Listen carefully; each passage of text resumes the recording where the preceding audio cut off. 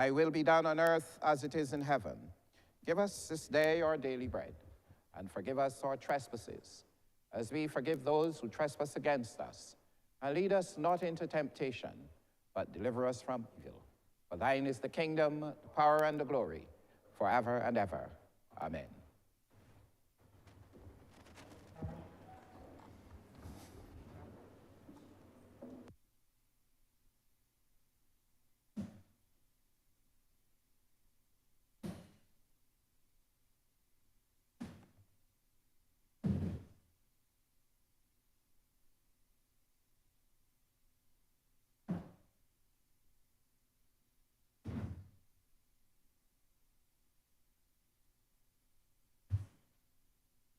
This House is in session. Minutes for the meeting held on Tuesday, July 9, 2024 to be deferred. Honourable Acting Leader of Government Business. Mr. Speaker, I beg to move that the said minutes be deferred. The question is that the aforementioned minutes be deferred. All those honourable members in favour, please say aye.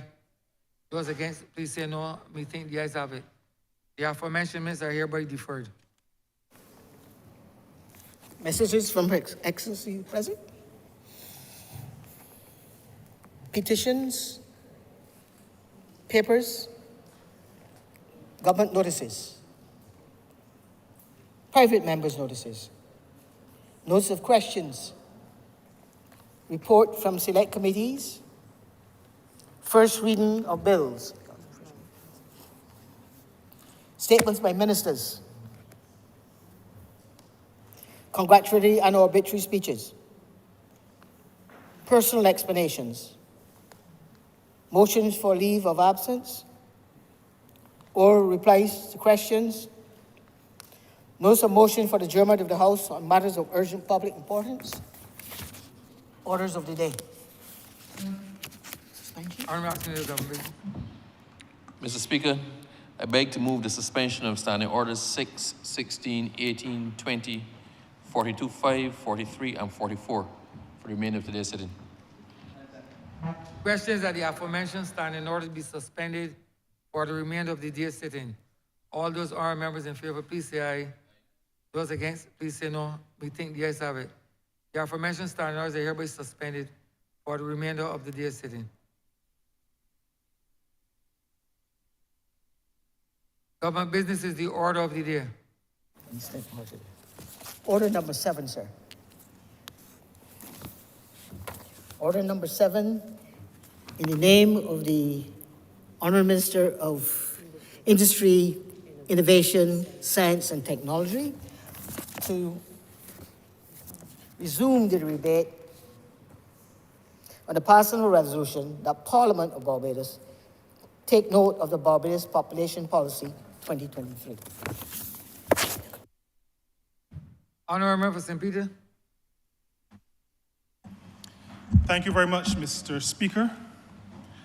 I rise to add my voice to the debate that we started some weeks ago on the resolution before this Honourable Chamber that speaks to the Barbados Population Policy. I'll tell you, Mr. Speaker, or I'll share with you, that I had the privilege when the chair of that Population Commission was being introduced to the Ministry of Economic Affairs and Investment. I had the opportunity to have a conversation with the chair about matters related to population and demographics. It was with the chair and the then minister responsible for economic affairs. And I realized at that point that we were probably addressing a matter that might have been more important than we realized. And when I say we, I'm referring to myself and some others maybe like me. I'm not referring to the minister or the chair. But we were addressing a matter not just of numbers of people. This had to do with numbers of people, but it was not just about numbers of people. This matter that we set out to address had to do with the economic development and the social development of our country. It was a fundamental issue that we'd embarked upon to try to explore, to find out where we were. My recollection of the conversation really was that there was to be a situation analysis and then a study and then recommendations to be made. But I realized on that morning in the Ministry of Economic Affairs that this was a matter of great concern and great importance to the government and to the country as a whole. Now I say that to you, Mr. Speaker, and I'll add to what I'm saying that this government, and often when I speak in this honorable chamber, I speak to the fact that I'm proud to be a part of this government. I am proud to be part of a government that before the 17th actuarial review was completed, before the 2020-2021 census was done, this government recognized that we had an issue to address with respect to our population. I am proud to be part of a discerning government and a forward-thinking government. And I think Barbados ought to be proud to have such a government responsible for managing the affairs of this country. And I am hopeful that my children, my family, that everybody is thankful that there is vision, because Scripture tells us that where there is no vision, the people perish. Or in modern language, they suffer downgrades. They take the economy to the brink of collapse, where there is no vision. But this government had vision. This government still has vision. And so we embarked on the process of putting together that committee that addressed the population. But Mr. Speaker, that was just one of many examples of government's approach to managing this country. Government, from the time we took office at the end of May of 2018, determined that its agenda would be a people-centered agenda. It determined that and set about implementing policies and developing and crafting programs that supported the view that we were about others, that we were about our people, that we were about developing a country, but developing the country focused on the people of the country.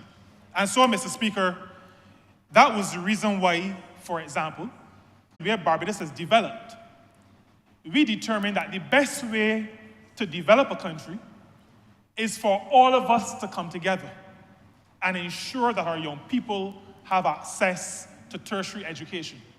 Free at the point of delivery, not free absolutely, but allowing the children of poor people in Fort Hill and Six Mines and Spikestown and Rose Hill to be able to access tertiary education. That was an example of people-centered development. It was also that view, that underlying principle that caused us to restore the reverse tax credit. Now, the last government, in an effort to stave off a disaster that they were complicit in foisting upon the country, thought that to get out of it, we stopped poor people, children from going to university, because that was the impact. Rich people were still able to send their children, but they also cut the reverse tax credit. The opposite of people-centered. We restored the reverse tax credit. our people-centered approach caused us to implement a compensatory tax credit. There were people who were earning a little bit above what would qualify for the reverse tax credit. But they were not rich people. They were not really middle-class people. And this government determined that we would have a system where once government could afford it, those persons would get a refund of what would essentially be the amount of VAT that they had paid to the supermarket and to the hardware store in a year. That was a policy of a people-centered government. Public sector pay increases. You know, the first time probably in Barbados' history that a government has said to public officers, whether you take this or not, we're giving you an increase. We came into office, we said we would negotiate, but we were not even prepared to wait because we knew that the people were suffering. Public officers were suffering. And we gave a public sector pay increase, 5% if my memory serves me correctly. We also increased pensions. We increased non-contributory pensions in 2018. And I'll also be able to tell you that last year, 2023, at the beginning of the year, we increased contributory pensions. And I think that percentage increase was 4.5%, again, if my memory serves me correctly. These are policies of a people-centered government, a government that sees demographics and population not just as numbers, but representing people, representing the engine of growth and development of a country. And so some of the other examples of approaches that spoke to the people-centered nature of government's program included enacting regulations to the Safety and Health at Work Act. We enacted those regulations because we are concerned about safety and health in the workplace, and we believe that all that is possible must be done to protect the human beings, the people who work, who generate economic activity, who drive growth and development in this country. And so, for example, and I remind this Honourable Chamber, and through you, I want to remind some of those who have been those who are to benefit from these regulations.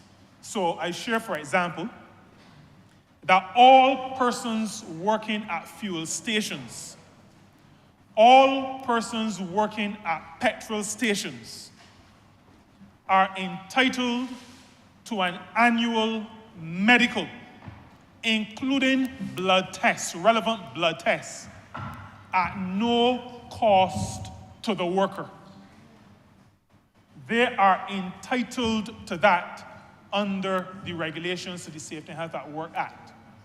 I also remind, Mr. Speaker, that those persons who are working what we call off-site, the regulations require and demand that toilet facilities be made available. And this government, this people-centered government, even before the regulation was put in place, the Barbados Agricultural Management Company constructed toilet facilities so that those workers in the fields working on government estates would have toilet facilities to do what all human beings do. These are some of those policies that underline the fact that we see people, we feel people, and we recognize that our policies must be aimed at developing and improving the lots of people. That is the reason why, Mr. Speaker, government, under the Labor Clauses Public Contracts Act, established in this Honourable Chamber with myself standing in this spot, minimum rates of pay and conditions of work for workers who are working with businesses receiving contracts for construction and road building in this country. We established those because we see people. We understand the importance of people to a society. We understand the importance of people to a country's development. And that is why, Mr. Speaker, very soon, and the Chief Labor Officer has advised that she has completed her consultations, and very soon I will return to this Honourable Chamber to establish minimum rates of pay and conditions of work for those who are employed in the tourism accommodation sector. This will be done pursuant to a bill that is now an act that we passed in this Honourable Chamber, the Labour Clauses Concessions Act. Mr. Speaker, I mentioned these as part of my intervention into this debate to reinforce the fact that a population policy based on the work of that population committee was not done just to talk about numbers of people. That was not what we were talking about. Not only what we were talking about. Not just numbers of people, but people and their impact, their involvement, their integration into our national development. That is how this Barbados Labour Party in government operates. Now, I mentioned that the Population Commission was established before the 17th Actuarial Review. It was established before we even conducted the census, which is the 10-year census, which was to have started, or which started in a limited way in 2020, concluded in 2021.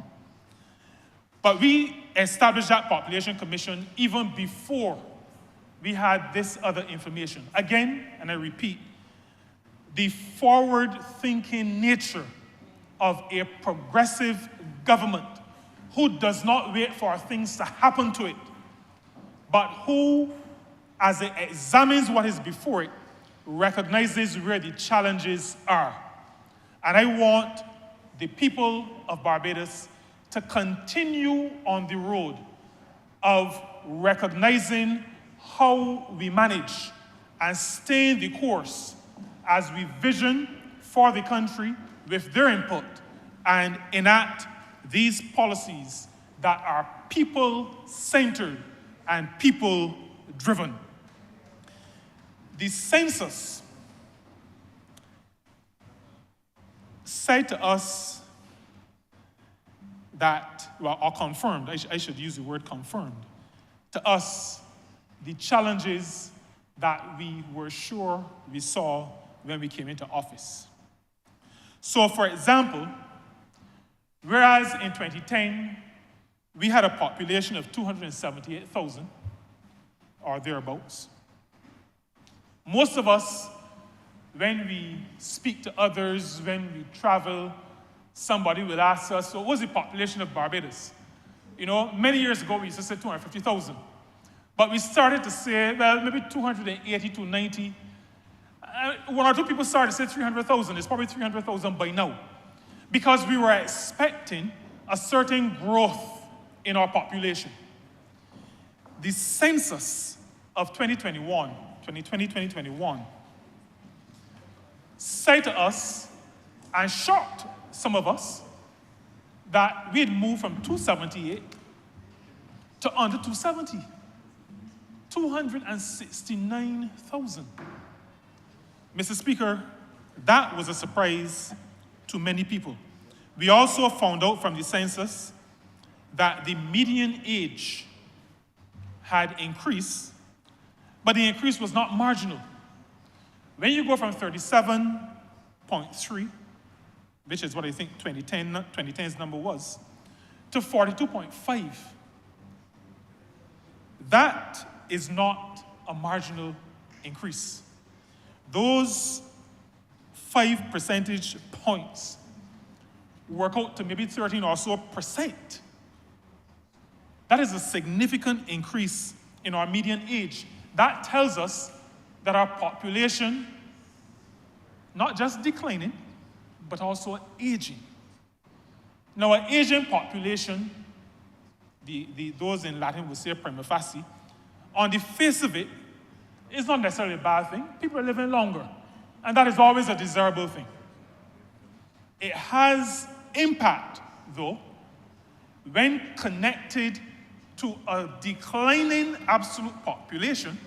It has severe implications for the country's development and for the country's ability to support persons as they get older.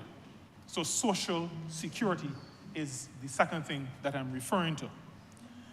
We also recognize that our birth rate, 1.6. The demographers tell us, and the statisticians, that in order to replace your population, you need a replacement rate of 2.1. We are at 1.6. The reason for our declining population. And as the Honourable Member for St. Michael South Central indicated when she led so eloquently the debate on this resolution, that our deaths started to outstrip our births in 2016, from as far back as 2016. Mr. Speaker, these numbers tell a story. And the story that these numbers tell, when we are looking at the context, or within the context of the development of a country, these numbers, when taken together, do not paint a very good picture, do not tell the most positive story. And I say when taken together, I know that there are a lot of mischievous people around.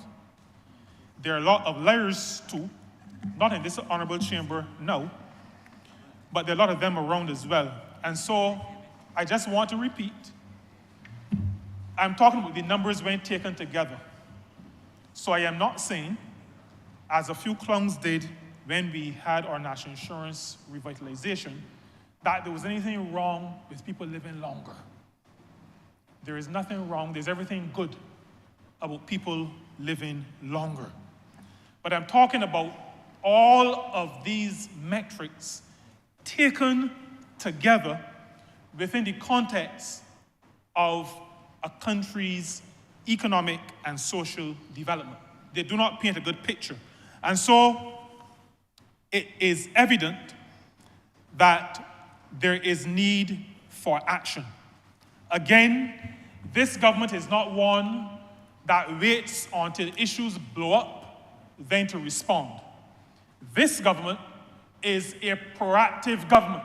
And so what we are always prone to do is to address issues once we sense that there could be danger. And one of those issues, Mr. Speaker, had to do with our social security reform.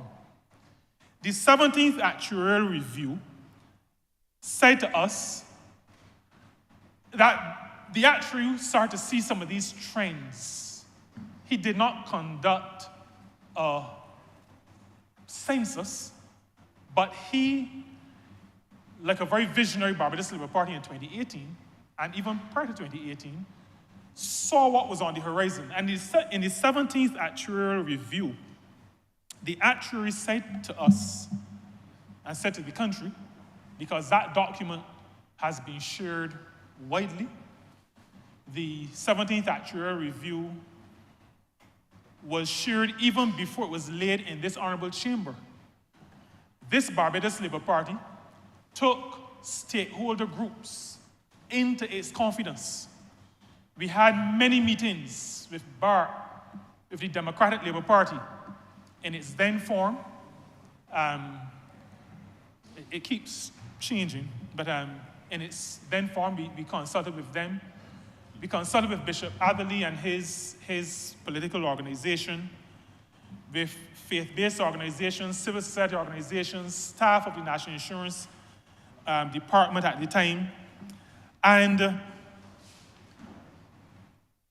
then we went to the public. But that report said to us that if nothing was done, if no action was taken, by 2034, we would have a major issue. We would have a major issue. And Mr. Speaker, this Barbados Labour Party, the party that I'm so proud to be a part of, rather than say, well, you know, Bajans just give you 2 terms, they might give you 3.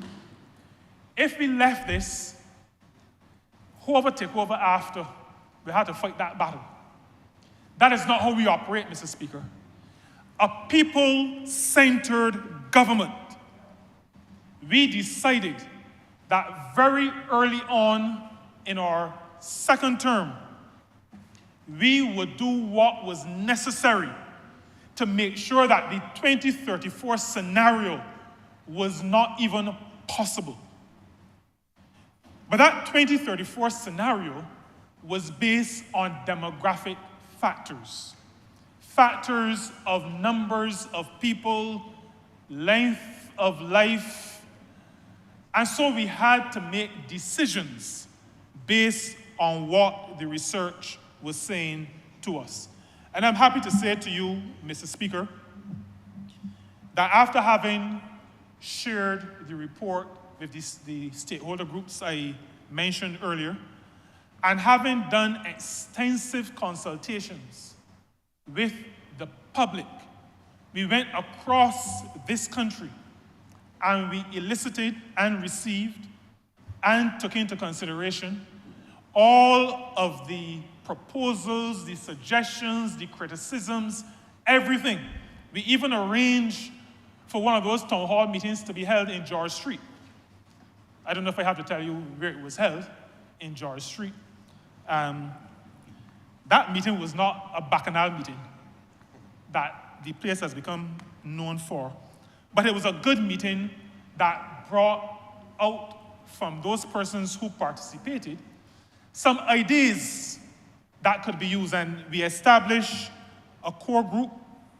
The Honourable Minister who led the debate on this resolution was an integral part of that group. Senator Drake, Sir Roy, Mr. Wismar Graves, the actuary himself. We established a core group that took all of the proposals that we got from the people of this country and all of the interest groups, and we were able to fashion, we were able to bring to this honorable chamber some of those policies that needed to be implemented, that need to be implemented in some cases, to make sure that what the numbers say to us could be our future does not become our future. That our social security system, the national insurance scheme, is able to be sustainable and to provide benefits for persons who are working, but also, importantly, to provide benefits for those persons who, through good health care, good lifestyle choices, are living longer. We want people to live as long as possible.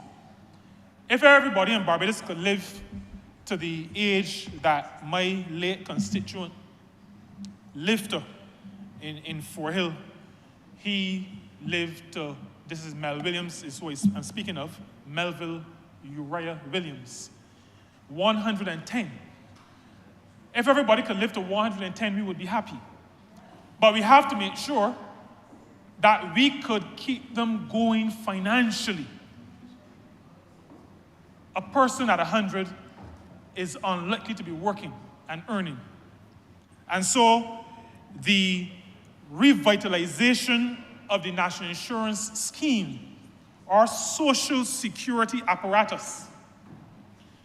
As a country, we took all the proposals, we analyzed them, we modeled impacts, and we were able to share with the country, and we did it in this honorable chamber, we were able to share with the country those measures that we were taking to ensure that our social security system was sustainable and would remain sustainable into the future.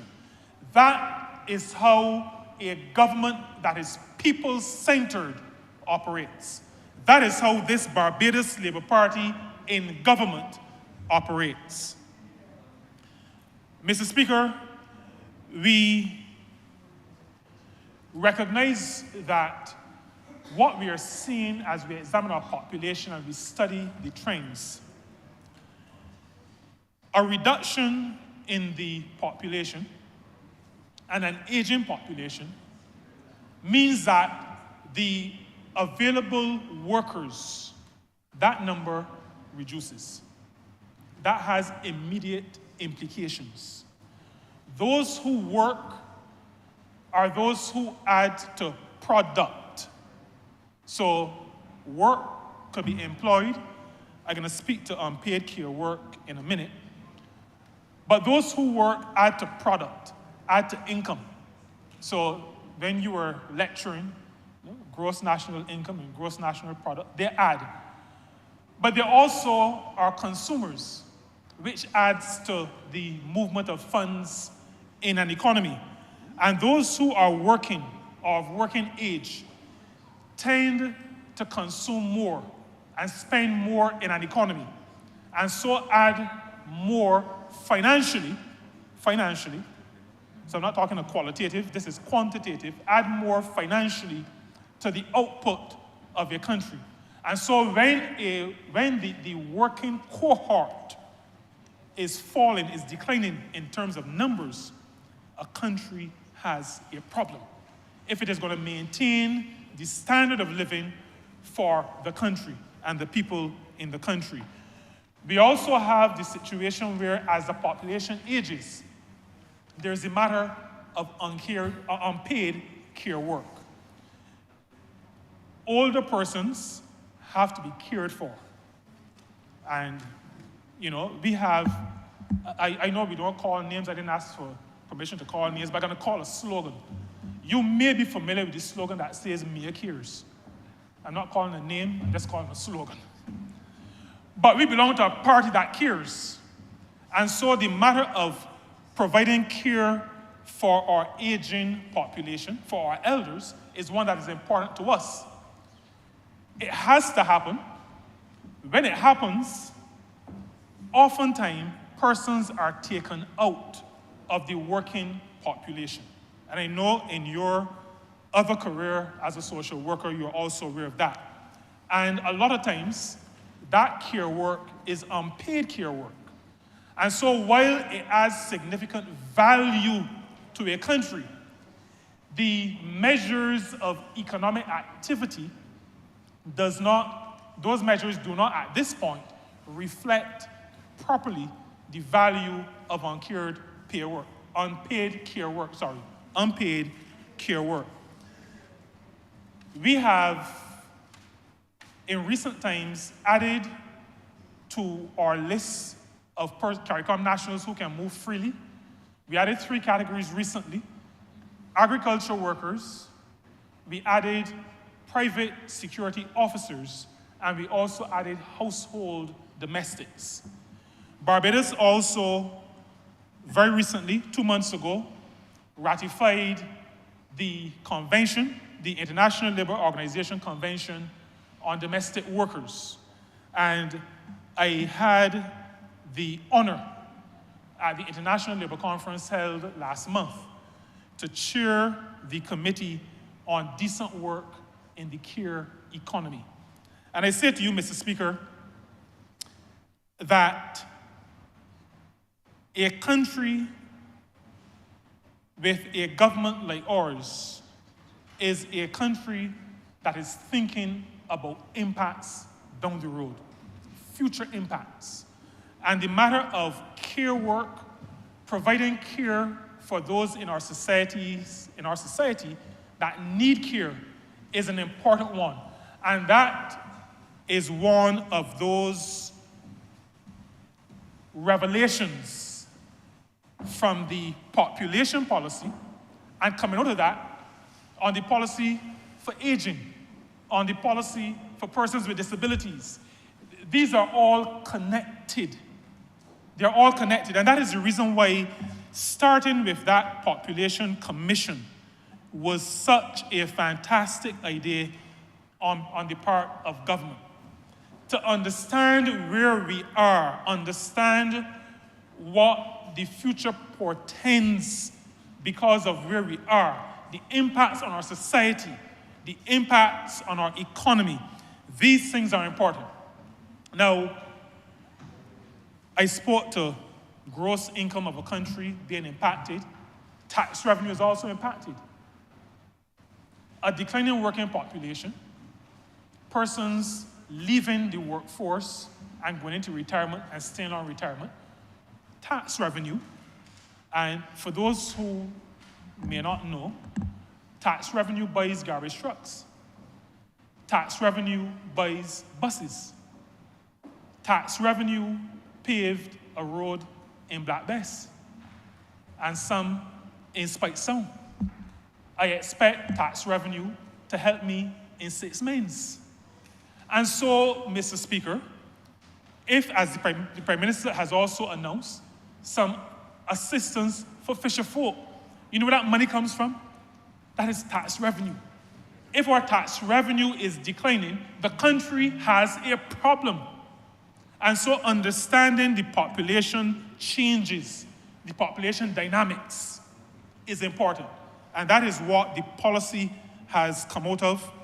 We have to address these issues. I just want, before I finish, to share some of the measures that we have taken. I spoke earlier about the reform of the Social Security, National Insurance reform. We refer to it as revitalization because our approach was to add life, add longevity to the National Insurance Scheme, or our Social Security program. We are still exploring the possibility of paid paternity leave.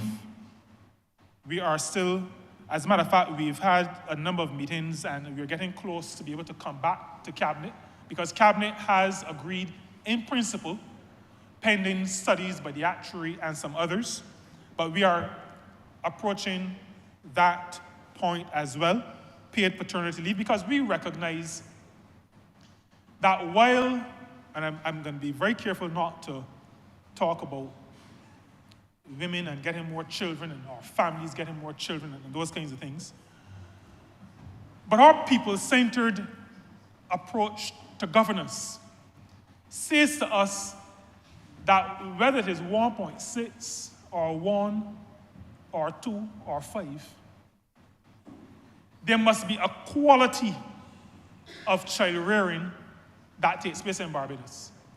And for that to happen, fathers must be involved. You can't just be involved in bringing the sperm and the egg together. That is, for some, the easy part, maybe for some, the hard part.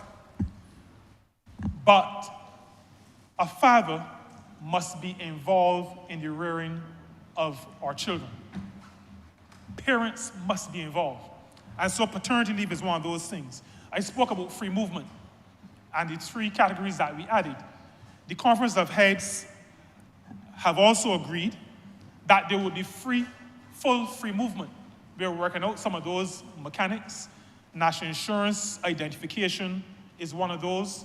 We're also addressing, I'm not sure if that's completed yet, the matter of how we amend the revised treaty of Chaguaramas. Those are 2 areas that my ministry was involved with, along with others in the Caribbean. We have, in the area of education, lifelong education, having training and retraining opportunities so that people can retool and refocus. Issues that relate to health and health services and health care. And here I will say to this honorable chamber that my ministry strongly supports the work of the Breastfeeding and Child Nutrition Foundation.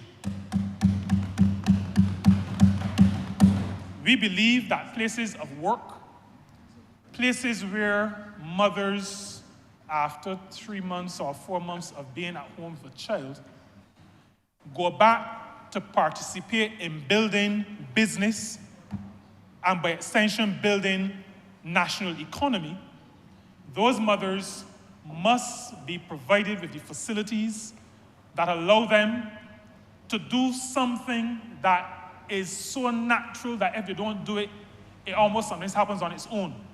They must be able, for example, to express their milk and store it so they can feed their children. Research has shown that children who are breastfed are better socialized and have lower rates of disease further in life. So I just wanted to say that because we're talking about people, and I began by saying this is not, and the Labour Party's approach to government and governance is not just about numbers, but is about quality. It is about people, seeing people, being people-centered in our approach. And so, Mr. Speaker, I am happy to support the Barbados Population Policy 2023. It is, as I indicated earlier, a reflection of a forward-thinking government. It recognizes that when we speak about the population, we are not just talking about a number, 269,000, or life expectancy of 79 or 81. We are talking about human beings. And so everything we do as a government will continue to be people-centered. The ministry I have the honor and pleasure, really, of leading will continue to be people and worker-centered in all of its deliberations, in all of its policy development. Because this government, this Barbados Labour Party government, feels people, sees people, understands people, and recognizes that it has a responsibility to lift people from where they are to where they can be potentially. I'm obliged to you. Honourable Prime Minister. Thank you very much, Mr. Speaker, sir. I truly would like to start by thanking all who have spoken in this debate so far. I do not intend to wrap up at this point. I believe that the Honourable Minister who introduced the debate, the resolution, will do so. But it is my duty to thank all who have spoken and to equally thank the Minister for leading this debate.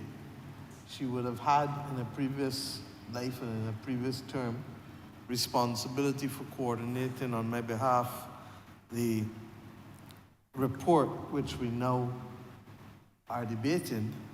And as you would have heard from everyone, this was one of the first actions taken by this government when we came into office in 2018.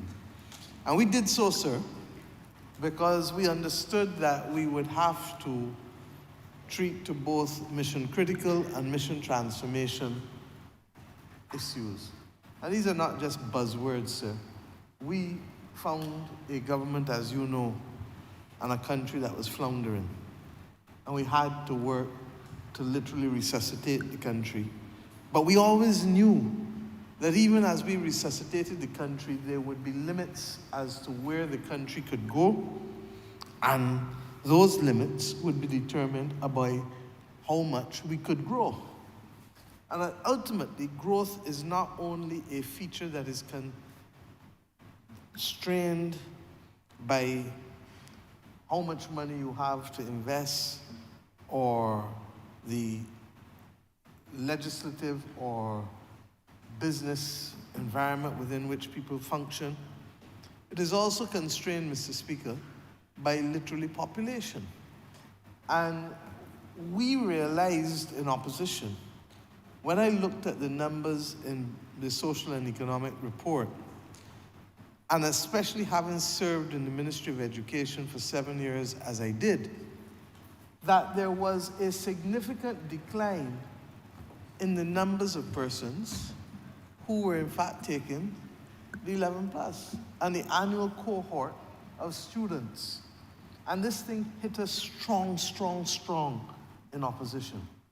And we understood then that if between 2001, when I ceased being Minister of Education, and 2017, 18, just before we came into office, that you had gone from a cohort in primary school of just on or about 4,000 to just on or about 2,500 as it was then, and I believe the numbers are even lower now as we speak, to about 2,200, 2,300 of the ones in primary school, not necessarily the ones sitting the 11 plus, because what you saw was a continued decline year by year by year to the point where it truly was disturbing. At the same time, the death rate has declined, as you've heard in this country, largely because Bajans are living longer, because over the course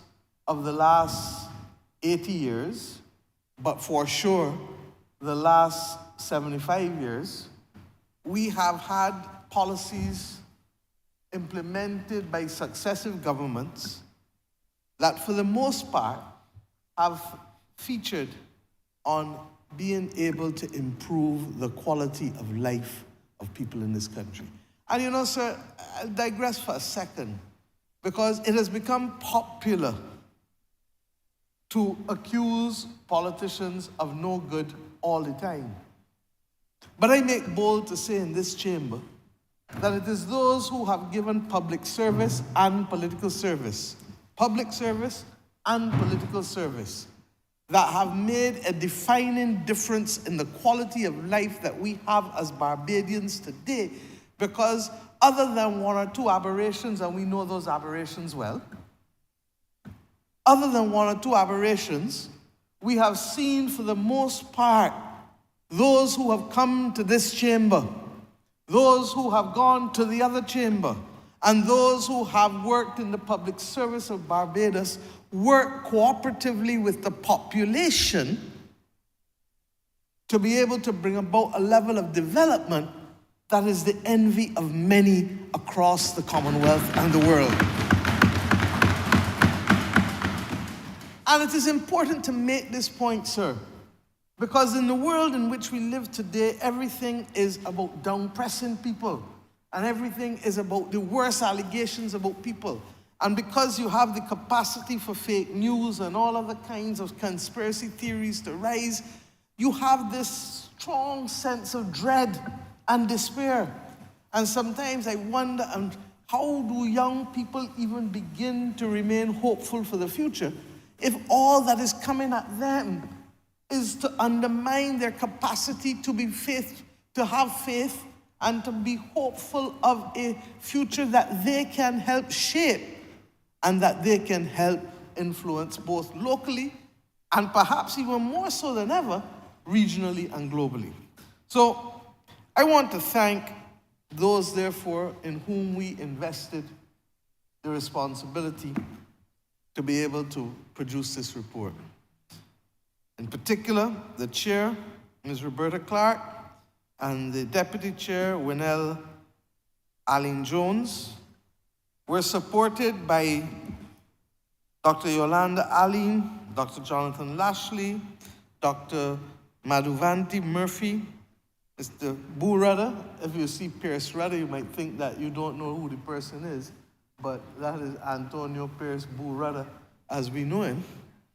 Mr. Delano Canterbury, Mrs. Janelle Canterbury Mounsey, Mr. Jeroen Wood, and Ms. Paula Baer, a combination of both public servants and those willing to give public service for the purpose of this report.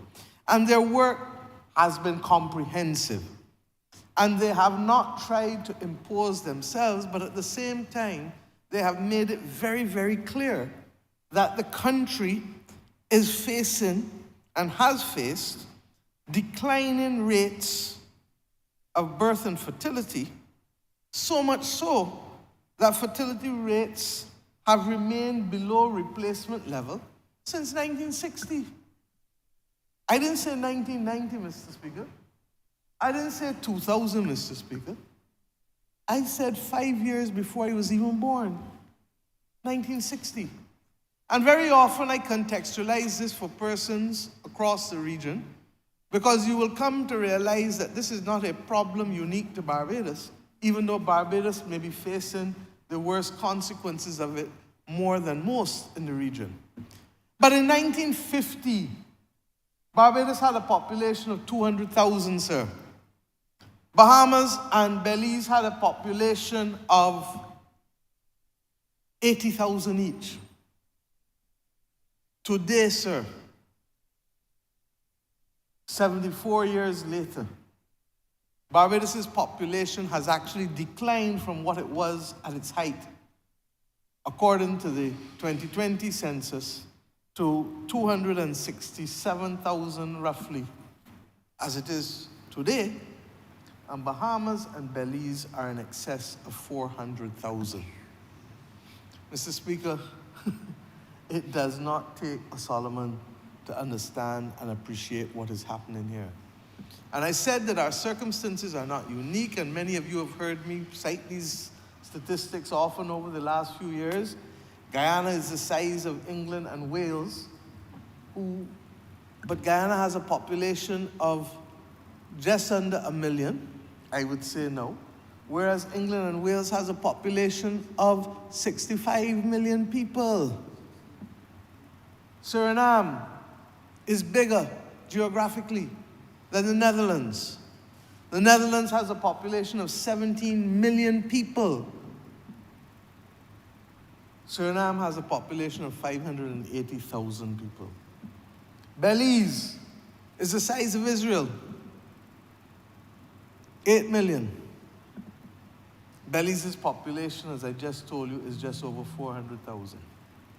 Barbados and Singapore have a lot in common in terms of size and capacity to be an entrepot. Singapore has significantly grown its land mass through land reclamation. We have a little land reclamation. Only this morning at a funeral of the late Sir Philip Thoreau, others were reflecting that he and Gabby used to swim where Princess Alice Highway is now. As boys, that would have been water for them to swim. And therefore, there was no surprise that Gabby sang as poignantly as he did this morning, because he and Sir Philip grew up as boys together in Bridgetown. But the point is that land reclamation was known to us equally, 64, 65 years ago. And we speak as though these things are foreign concepts. But I go back to the point. Singapore grew its land mass, but it also grew its population in a massive way, and they are now just under 6 million, probably 5.5 million people, as compared to Barbados' 267,000. And Mr. Speaker, with a land mass that's probably about 40% more than us, including the 25% that they deliberately reclaimed and grew their country by. I give these facts, sir, because it is always important to have context. And while we therefore set about the mission-critical issues of saving the dollar and helping to provide the basic services in government that were deprived of all sorts of support, from buses to garbage trucks to all of the other things, we understood that mission transformation, if we were going to take the country and transform it and carry it to the next level, required that we understood what were our limitations in terms of a key factor of production: people, human beings. And Barbados has been responsible for sending people out from as far back as even before emancipation. People forget that we literally helped colonize the Carolinas and that the first 7 governors of the Carolinas were from here. People forget that immediately after emancipation, Barbadians went in large numbers to Guyana and to Trinidad, and that they taught others there the art of how to boil sugar and make sugar in a factory. And that Barbadians equally, as the years went on, didn't only a third of, it's almost mind-boggling, almost a third of our population, male population, left here at the turn of the 20th century to go to Panama and to help build the canal. Can you think of a third of anybody's population today leaving any country to go and do anything without it causing major, major consternation? And if you go to Panama today, you see all of the elements of the Barbadian influence still very, very much there among those in the population. Mr. Speaker, even after that, we continue to send people out. We sent them out as policemen, as teachers, as preachers, as nurses.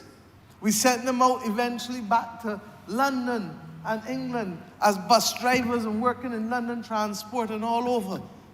And one of the things that we were doing, and we used to tell ourselves over and over, as a child I remember people telling us in primary school, that Barbados had the luxury of being able to send people out so it could keep the population down. And that Barbados had the wonderful example of family planning, which from the 1950s helped us to control the population.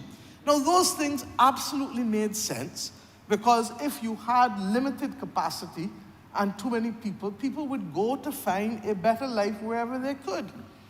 And so one of the things at a very personal level that hurt me about the last decade is that there was truly a sense from the mid-90s, early to mid-90s, that Bajans were prepared to come home as a matter of choice to be able to build out their country. And a lot of the students who went out came back. And for about 20 years, we had a reversal of that process of emigration, where people went out over and over and over and over. And I felt that it was a statement of confidence and the capacity for them to be able to see themselves living and raising their families and continuing to be able to do well here. So when the last decade came, we had not only an exodus of those people from the rest of the region who were here, and I'm going to come back to that point particularly because, in a sense, I wish that the honourable member who just spoke would have given us even more data as to the loss of population as they expected it to grow in 2007-8, at the time when they were looking at the actual reports and numbers. But what we saw in the last decade, sir, was a resumption of the pattern for emigration, the pattern for leaving the country.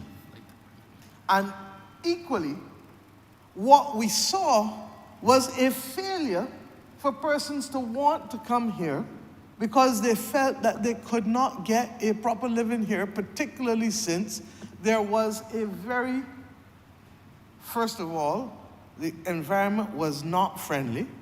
It was hostile in a very real sense. But secondly, because there was a decline in pie in real terms, it meant that it would have been difficult for anybody else to be able to stay here and get work. And then, of course, some of the countries from which they came started to do significantly better, and therefore, they could return home with ease to be able to live the best life that they could possibly live. Mr. Speaker, I say these things because, in a very real sense, the hardest thing for us to do now as a population is come to grips with the fact that we don't want to deal with this issue. We have to deal with this issue. This is not a case of desire anymore. This is a case of necessity. And this country has seen a declining population, an aging population, a declining level of production as a result, and declining taxation. The last honourable member who spoke said it well. Taxes is what will help him deal with 6 men's. And all of the erosion that happened last week again with Hurricane Beryl, where a month ago we didn't have to go and look for that money to go and help stabilize both the road as well as the opportunities for the places where people can make their livelihood on that strip there. Similarly, a month ago, we didn't have to deal with the issue of having to find funds to help with fishermen. And we will help with them, not just with the 25% deposit, as I said, for everyone, but for where those people who really can't get back up on their feet again on their own, the government will stand in the breach, and you'll hear more, as I said before in the press conference, and I'll continue to say, because if we have to create a company with segregated cells in order to be able to help people back on their feet, we shall do it. And all of the money that is being offered to us as a country, instead of it coming to the consolidated fund, we've said put it in the account to help the fishermen of this country and their families live, in addition to whatever business interruption benefits that we put in place for them. But sir, the point is this, that with declining taxation, with declining production, you have less revenue. With a declining and aging population, you have less people working to support the persons who cannot work. And with an aging population, you have increased expenditure that is required of you in order to be able to deal with healthcare, yes, of course, but also to deal just with the caring aspect of their ability to live and to continue to function as citizens in the land of their birth and the land that they've adopted. And therefore, sir, there is increased expenditure that the government will face. This government during COVID introduced the concept of community elder support by the National Assistance Board. Sir, that has cost us almost another $10 million a year in salaries alone. And we do it, sir, because there are too many Barbadians who, without this, will simply fall through the cracks. In this estimates alone, we are already making provision for the need for similar other care facilities like the Seroptimus Village or the Vauxhall Senior Citizens Home that will be done in other parishes in order to ensure that we can create a dignified existence for people who help build this country for us to benefit from today. The geriatric hospital that is going up there on the ABC Highway is the clearest statement that a government puts money where it wants to in order to deal with things that matter. And one of the first major projects that we settled in our head was to be able to ensure that we do not have our elderly people at the risk of storm surge. And that having to move them and having to deal with them in a way, in a building that was never designed. And for the nurses and the orderlies, to be able to have to function efficiently in that space. Can you imagine having to lift people who are immobile every time they want to move from here to there, sir? And there's no proper set of elevators, there's no proper set of pathways, nothing. And the government said, look, we care enough not only about those senior citizens who are in there, but the people who have committed their lives to work in this area to make them more comfortable.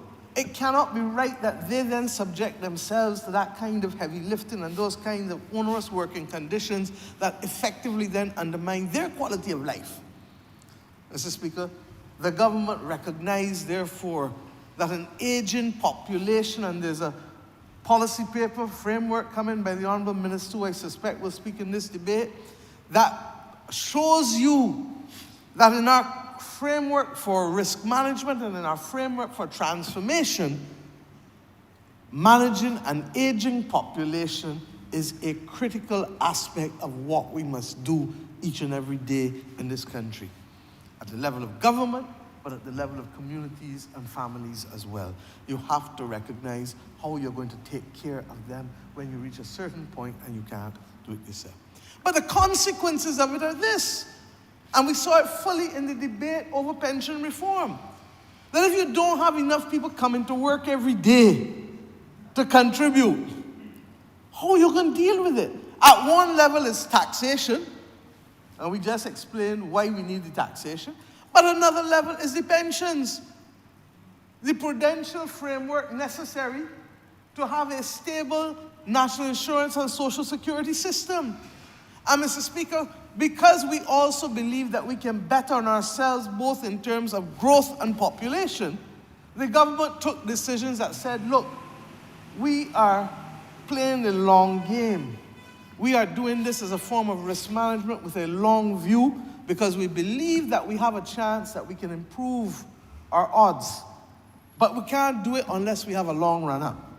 And that long run-up is to have both 2028 as the first adjustment period, but 2034 as the second one, recognizing that if we get right the equation with respect to who can contribute to growth and how we can reduce the dependency ratio, how we can deal with the factor that we don't have enough people working every day, not just paying taxes, but supporting the national insurance and social security system, that we may well be able to change our future, but it requires, as I said, having that long run-up and doing the other things like this that can have an impact on the quality of life and what we can produce and earn as a nation as we go forward.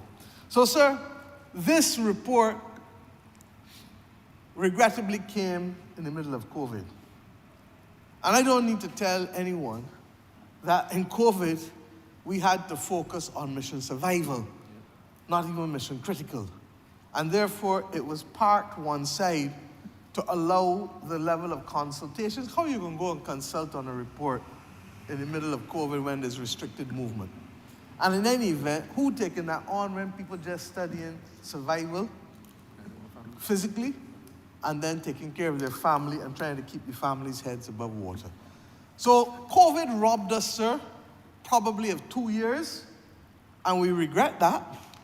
But we also felt that because we're an island, and islands have different features, that we needed to take our time and to let this commission do their consultation in their own deliberate way, in a comprehensive way, but in their own deliberate way across the country.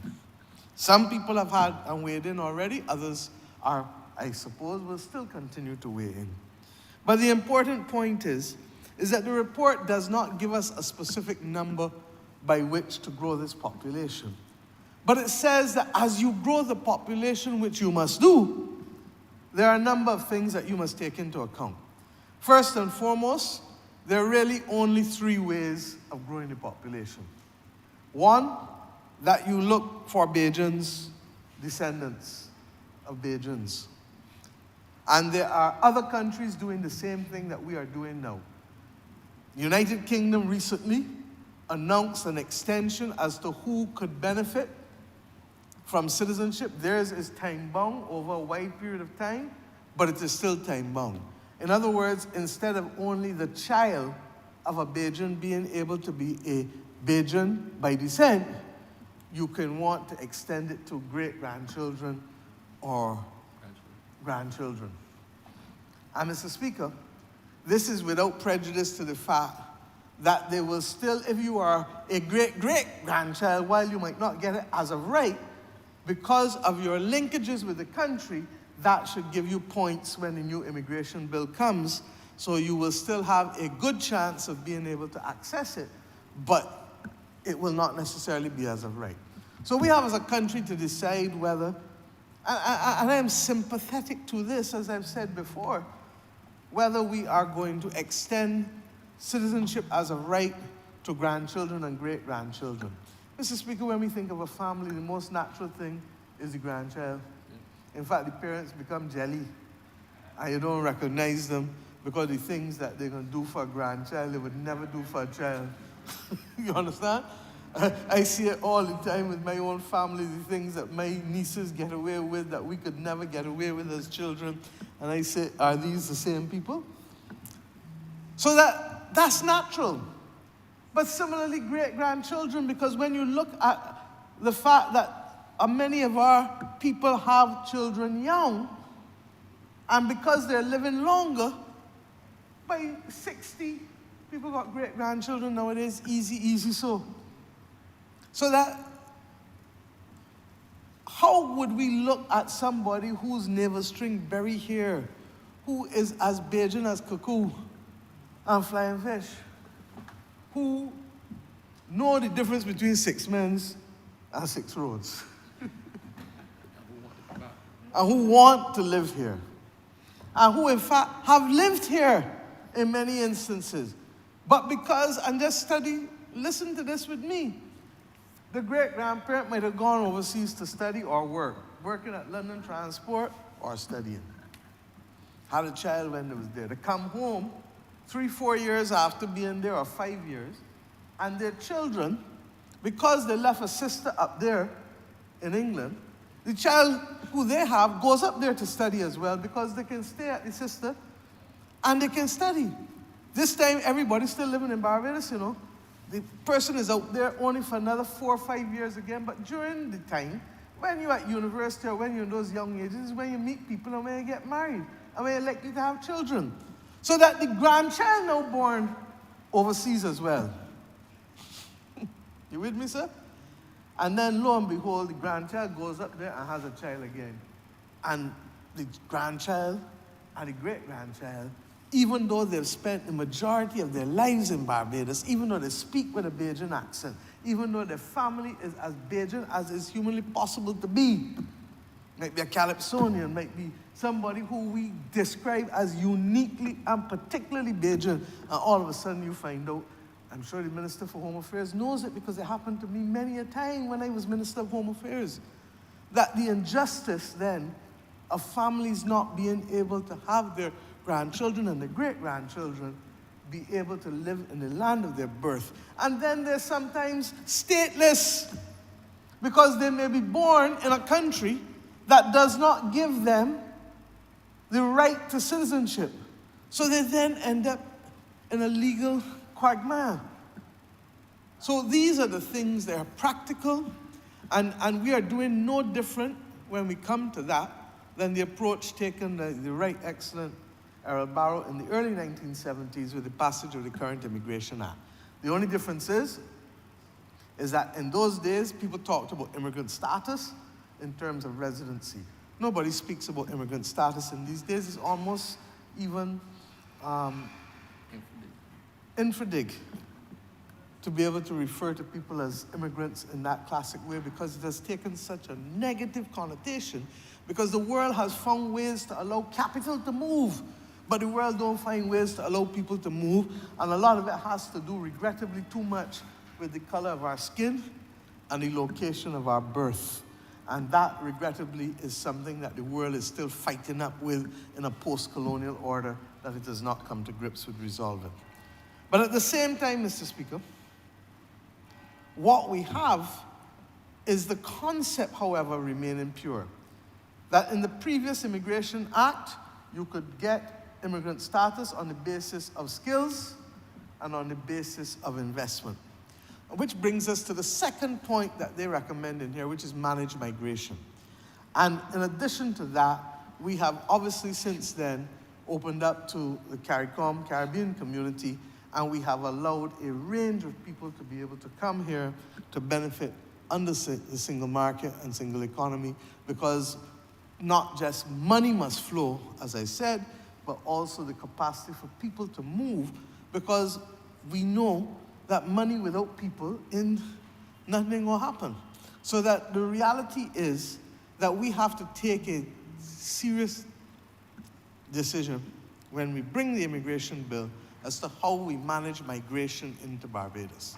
And why, sorry? Yeah. Why this is important, sir, is because we don't need to have open floodgates. What we will have is a managed migration policy so that the skills that are needed can be brought in rather than just believing that you bring in any and everybody and that you flood out the country and you end up with a preponderance of skills that have no jobs and a preponderance of jobs for which there are no skills. Well, that don't make no sense. And therefore, there are other countries in the world who have managed this well over 50, 60 years, Canada being the best example of it. And Canada has brought in anywhere between 2 to 3% of their population, for the most part, over the course of a number of years, in order to be able to offset the very huge, huge disadvantage that they have with the absence of population, given the scale and the size of the country that they have. Why we like Canada as well as a model is because when you come, you have to assimilate in Canada. They respect your religion, they respect those diverse aspects of life, but at the end of the day, you're Canadian first. And that is why even yesterday as I spoke to the country, I made the point that when people come here, we don't need to follow them, they need to follow us. You remember the old time saying, follow Patton, kill Cadogan? We don't need to follow them, they need to follow us. And we set out what is acceptable in Barbados according to our values, as opposed to being the other way around. Now, there are going to be many options that we can discuss as to how we do it. But the third one is really the problem. It is the one that we would love all of us to do, but it should have been dealt with 25 years ago. And that is the natural way of encouraging families to do what they have to do to grow the population. The good old-time way. The problem is that the good old-time way, while it may bring joy to many, does not allow us to solve the problem in under 20 to 25 years. Mr. Speaker, this country does not have another 20 to 25 years with respect to this. The mere fact that our population has declined has put us in the position of a developed country. When Germany saw the same thing happen to them, Angela Merkel opened her borders and immediately took a shot of adrenaline. 1 million people, bam. And she didn't take people who were German. She took 1 million people predominantly from the Middle East, which was a huge risk for her in terms of the steps and the decisions. But she understood that if she did not get people in there, Germany's growth would be undermined, Germany's social security system would be undermined, and they would not continue to be able to benefit or to cater to their current population in the way that the population expected to be catered to. Mr. Speaker, I'm not going to tell you that it is easy to meet the needs of the kind of state that we have in this country. Owen Arthur, the Right Honourable Owen Arthur, in 2006 or 7, in his estimate speech, I suspect it was 2006, because he didn't do the one in 2007, introduce it. And he said that the issue of entitlements in a modern state of Barbados is going to be challenged more and more because we have a declining base of production and revenue.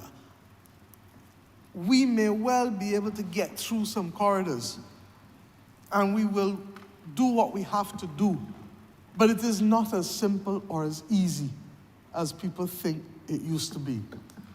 But we want to be that country that continues to provide these benefits to Barbadians, because on 166 square miles, there is nowhere to run. And that is why I'm asking Bajans to step up and to claim back and to build a common peace. Because at the end of the day, you don't have anywhere to run. In the larger countries that are seeing problems, they have ability to be able to isolate and move and shift, etc. Although the reality of 18 murders in Trinidad this weekend is perhaps one of the most sobering and awful pieces of news that any of us can have, because this continued access to guns is a major issue in this hemisphere, full stop, in the whole hemisphere. But if we are going to be serious about being able to maintain the quality of life for people from Pike Corner, right back through to Silver Sands, to people from Glen Burnie, right back across to Fitz Village, to people in Bush Hall, to people in the Glebe, to people in Rock Hall, St. Thomas, to people in Belle Plaine. Mr. Speaker, then it means that we have to have a sober and mature conversation about how we do it as a people. And coming to this job, the one thing I know is that the job does not admit of only easy decisions.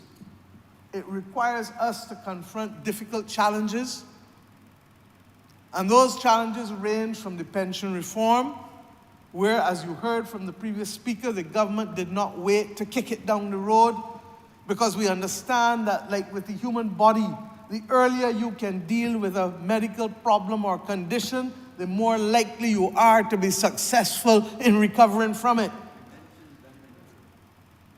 Not only is prevention better than cure, but early intervention can also save lives.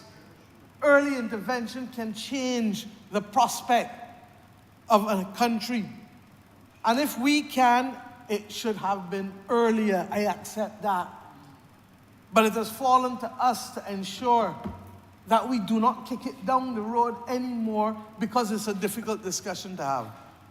And Mr. Speaker, this government is committed to doing the things that are necessary for mission transformation. When we set out the 6 missions, sir, it is not rhetoric. It is our reality that we must keep Barbados clean and green, and that we must protect the biodiversity that we have on it, because at the end of the day, if we don't do that, we are going to suffer as we suffered 2 weeks ago with Hurricane Beryl, with respect to how it has decimated the fishing industry and has totally damaged in a major way the coastal infrastructure of this country, to the point where we're going to have to look for hundreds of millions, if not $1 billion, in order to recover over the next few years. 2, that we must have the capacity to look in the mirror and see who we like, and be part and parcel of that discussion that recognizes that we are in charge of who we are, and that even regardless of where we go, the Barbadian, and I made the point when I opened Crop Over 2 weeks ago, they say we ain't a culture, they say we in the body. Well, we have proven far from that we have the confidence to be able to manage our affairs, from having our own head of state right back down to making decisions and becoming a thought leader in the world, rather than simply being a follower. And the third goal, Mr. Speaker, we say that everybody must have a food and must have water, because it's too basic to life. And you can't have no big set of long talk when people are hungry. You can't have no big set of long talk when people can't get water. And that is why, Mr. Speaker, we've taken water and access to water and augmentation of water as the most serious provision that we have to take care of, alongside of our public health and our access to good health care in this country. The two are inextricably linked, Mr. Speaker. And in fact, the two determine whether the first priority of a government, which is law enforcement and national security, can be maintained. The fourth thing, Mr. Speaker, is that we say, look, we are going to make each other better off in terms of health care, wellness, and safety. And that is why I spoke to the country like I did yesterday, because at the end of the day, Mr. Speaker, all of us will determine what kind of country we got, you know. It ain't the government alone. It ain't the police alone. It ain't the customs alone. And even how much ever we may have put scanners at the ports and all of those things since we came in, to be able to bring down the guns, the ones that came in before, they don't melt, they don't rust away, they don't liquefy. They're still there. And that is part of what we're dealing with, which is why I say that guns don't walk and guns don't talk. It is human beings. And that is why we need to ensure, Mr. Speaker, that we put in the hard work to be able to give people opportunity, and people themselves need to put in the hard work to recognize that with every choice and with every freedom, comes responsibility. And those basic things in life that need to be reinforced in our people have to be reinforced. Whether it is through civility, whether it is loyalty, whether it is learning to care, whether it is learning responsibility, whether it is learning that choices have consequences, all of these things help in the maturing process if we are going to be honest with ourselves and about the kind of Barbados that we want our people to enjoy living as we go forward. Mr. Speaker, the fifth one is about enfranchisement. These missions are not esoteric. This is about enfranchising people. And the government has taken the decision that even when we have to deal with serious state-owned enterprise reform, deal with and see the people. See the workers at the port, see the workers at the airport, and whatever else happens to them, make sure that they have a piece of the action. The people with the Tenantries Freehold Purchase Act, successive governments have made sure that in spite of the fact that people didn't have a big set of money, that they can own land, whether at 10 cents a square foot or $2.50 a square foot. This government has capped the price of land for people as we expand the housing program to make sure that they don't be the victims of $20 and $25 a square foot, but that it can be capped at $12 or $13 a square foot as whatever is necessary as the prices go. Mr. Speaker, we have done these things because we believe that it is our duty to empower and to enfranchise. And the sixth mission, Mr. Speaker, is to recognize that we live in a world that has been completely overtaken by a digital revolution. And if, therefore, you don't give our people the tools and create systems to accommodate the digital revolution, sir, we will be left outside like pariahs and lepers, not able to engage in the rest of the world when the rest of the world is going down this platform. And what we do to manage the digital revolution, whether through our national digital ID system, whether through the protection of cybersecurity and enforcement of skills and standards so that people know that in the same way you're not going to walk down the road in the middle of darkness with 10 big gold chains around your neck and do things to invite people to commit a crime against you, you need to take the actions to protect yourself from those who will want to attack you digitally or through cybersecurity. Mr. Speaker, those six things come together because we believe that those six things at the first stage in post of 2030 allow us to have a better life for our people through mission transformation. I started this debate by making the point that it has become popular to curse politicians, that it's become popular to discount the work that public servants have done along with politicians to be able to build this country, that it has become a forgotten thing that the population has a role to play in terms of making the country livable and capable of more production, that if you go to work, don't steal 2 or 3 hours of time because you ain't hurting the body. You can hide land and buy land, but you can't hide and work it. So that when you thief in time, who are you hurting in the long run? You're hurting everybody. All of us are taxpayers. And all of us recognize that right now the weight that we carry in to lift this country can't be carried alone by 267,000 people, particularly when the numbers of people over the age of 60 have increased so much. And if we therefore want to lift the weight of running Barbados, we're going to need a little help in here in order to do so on a consistent basis because we were a little too good at controlling population and a little too good at improving quality of life and lengthening life in this country. Declining birth rates, declining death rates. The two add up to a major problem. And for those who say that you cannot increase population and increase GDP, I say look at Singapore. I say look at Bermuda. I say look at Bahamas. It's self-evident. And in a very real sense, what I know about my constituents is that they do not want a declining quality of life. They do not want not to be able to have their children go to university and to be able to get there without having to worry how they're going to pay for it. They'd met that fate in the last decade and they said, no, we don't want that. And while there may be some issues for tightening up what the hospital delivers, for the most part, we have been able to produce and present excellent health care for many people.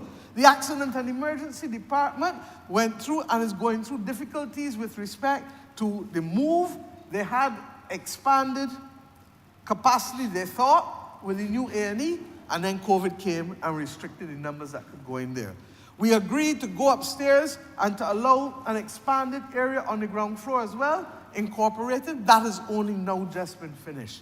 We are getting additional staff there, and we will do the things necessary to continue to modernize the hospital, including how to be able to create it and let it function, in a digital environment far more efficiently and effectively than it has been able to do. But the point is that tell me how many other countries in the world you can go and get access to healthcare, primary healthcare, as well as the possibility for tertiary healthcare treatment, any part of the world. We still represent one of a few, free of charge, at point of delivery.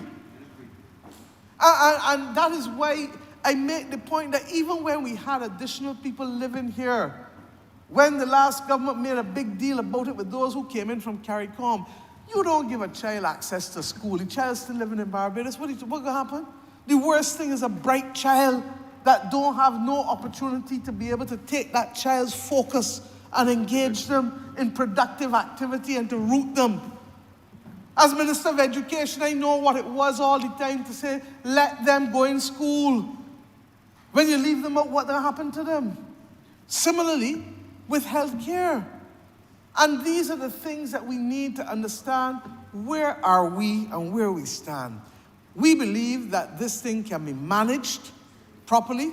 We believe that we have to manage the expansion of services as we manage any migration of persons or any repatriation of Bajans coming home to live, as will happen.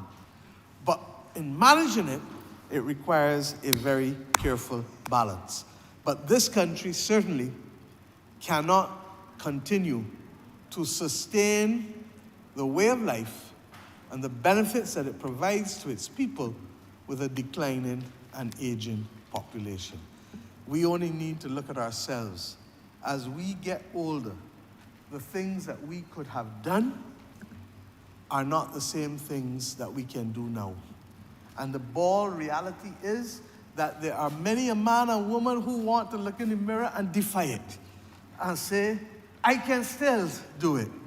Not just locally, but internationally. But the reality is that the one thing that will either be an ally or a foe that you cannot control is time. The one thing you cannot control is time. And therefore, the longer we take to make the decisions, and the longer we take to give the country the assurances that we will have the checks and balances in place so that there is not an inordinate flood of people, but that there is a carefully managed process, the longer we take to do that, the more we are likely to suffer. We have had the experience of the welcome stamp, the digital welcome stamp. And it worked well for us, in part, but the truth is that it is not the destination. It can only be a bridge because the welcome stamp does not contribute to the tax take of the country. And it should and could if we did it via a different mechanism through immigration. We have had the opportunity also of knowing how CARICOM people have been able to add value to this country. And in areas of construction and agriculture, there was a time where if you didn't have those persons living here, helping to control the price of work, laborers in agriculture and construction, the level of inflation and cost of living would have gone through the roof at a much earlier point because it's straightforward. If you don't have enough people available, you do not have the capacity to control what you pay them because all of a sudden people start then to determine what their literal price of engagement is. And that is why in many countries, the absence of available labor has led to cost of living increases. One of the consequences of COVID was that a lot of people did not go back into jobs in the hospitality sector and in the restaurant sector, particularly in the United States of America. And that has contributed in part, along with increasing interest rates that was driven by overheating the economy by having the kinds of packages that they had, the combination of the high interest rates and the high wages of labor has led to cost of living being a major, major issue there, perhaps more so than a lot of other countries there. Similarly with us, we have cost of living driven because we import almost everything that we use. And therefore we are takers of what prices come and cannot shape. We can mitigate, as the government has tried to do with respect to freight costs, with respect to the compact, with respect to reducing the tax take. But the notion, and I see others, including members in this House, talking about reducing land taxes just arbitrarily so, without recognizing that the consequences of so doing will have an impact on another area of taxes and taxation. People forget that this government reduced income tax levels, rates of income tax in this country in 2019 for everybody, increased reverse tax credit and who could benefit from it. Before you had to be earning $13,000 to benefit from it. Now if you earn $25,000 a year, $2,000 a month, you get a reverse tax credit. Now you pay less. Those who earn between $2,000 and just over $3,000 a month, just under $3,000 a month, sorry, get the compensatory income credit so long as the government can afford to give it back to you. But there's a very delicate balance of what we're carrying, not because the numbers aren't there, but because on the other hand, you're giving out a range of benefits with respect to free education and free health care and a number of other support systems for the elderly that we just talked about and the welfare system, etc. Barbados has a strong, caring infrastructure, and it does not come cheap. And if we are going to maintain that because we believe in equity and we believe that those who are the most vulnerable must be taken care of, then it means that we have to manage carefully how we grow the economy, but equally ensure that the systems that are necessary to make sure that everybody can benefit and continue to benefit in a way that improves their quality of life, that can be done with efficiency, sir. This report, therefore, here is a commitment of this government to be accountable to the people and to ensure that in spite of the fact that the members of this commission went across the length and breadth of Barbados, that it is now time for the Parliament to have its say in this chamber and the other chamber. There will be consequential actions that flow from it once we have heard where all of it settles, and those consequential actions will have far-reaching implications for the state of Barbados and for the state of families and their way of life in Barbados. And Mr. Speaker, therefore, I commend this report for the support of this honorable chamber. I thank, as I said, the commission who did the heavy lifting and the work.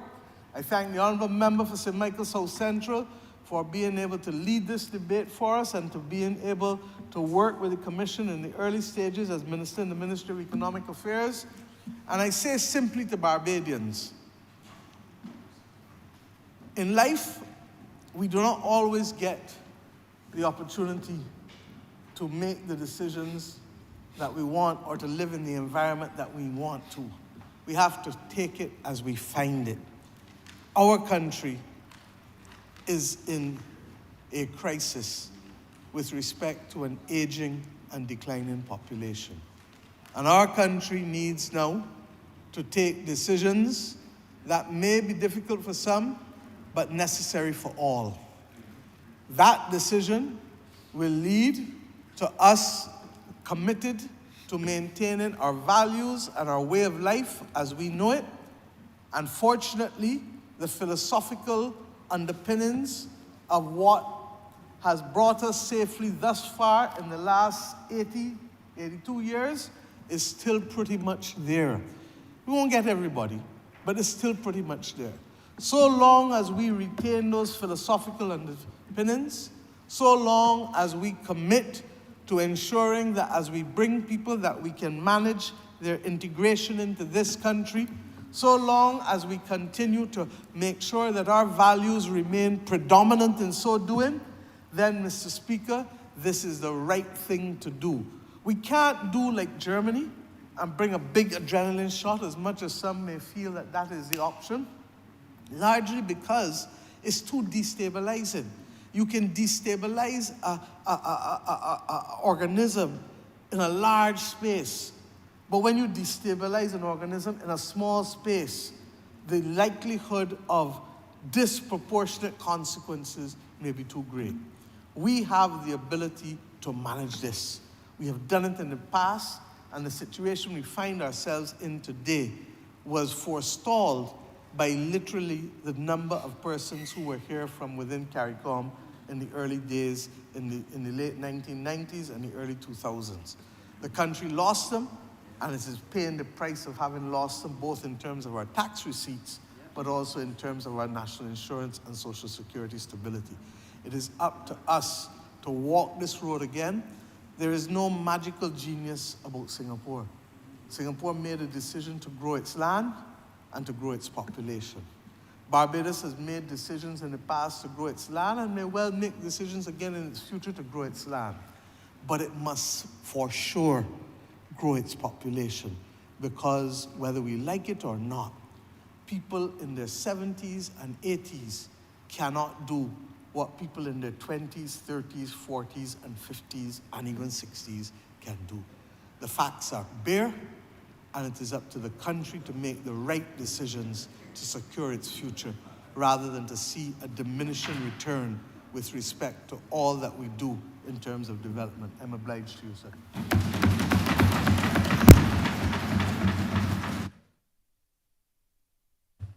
Honourable Mr. Michael South. Thank you very much, Mr. Speaker, sir. I will try not to be extended on this particular speech, but I felt that I too I should raise and lend my voice to what I think is perhaps one of the most important conversations this country would have, even though perhaps the country doesn't recognize how important the conversation is to begin with. Mr. Speaker, sir, it is obvious to me that we need to have a conversation around population and population policy. You know, many people may think that sometimes people think the world is static, like what we had a few hundred years ago is what we still have, or that the changes that have occurred are the changes that are occurring now while the population is indeed changing. It is my opinion that we have to have a policy, sir, to allow us to plan properly for what is to come. Mr. Speaker, sir, the reality is that the world is 2,000 times the size of what it was 12,000 years ago. It is 2,000 times the size of what it was 12,000 years ago. In fact, then the population, they say, was 4 million. And now we are talking in billions. And one would think, given that rate of increase, or that increase in absolute terms, that this would continue forever, that the population would continue to grow forever. But the truth is, sir, the rate of growth had stopped since about 1962, had been declining since about 62, 63. So that we could expect, sir, at some point in time, the world to start seeing reduction in numbers, sir. We know, for example, that Barbados has already started seeing that. In fact, that is what the population study tells us.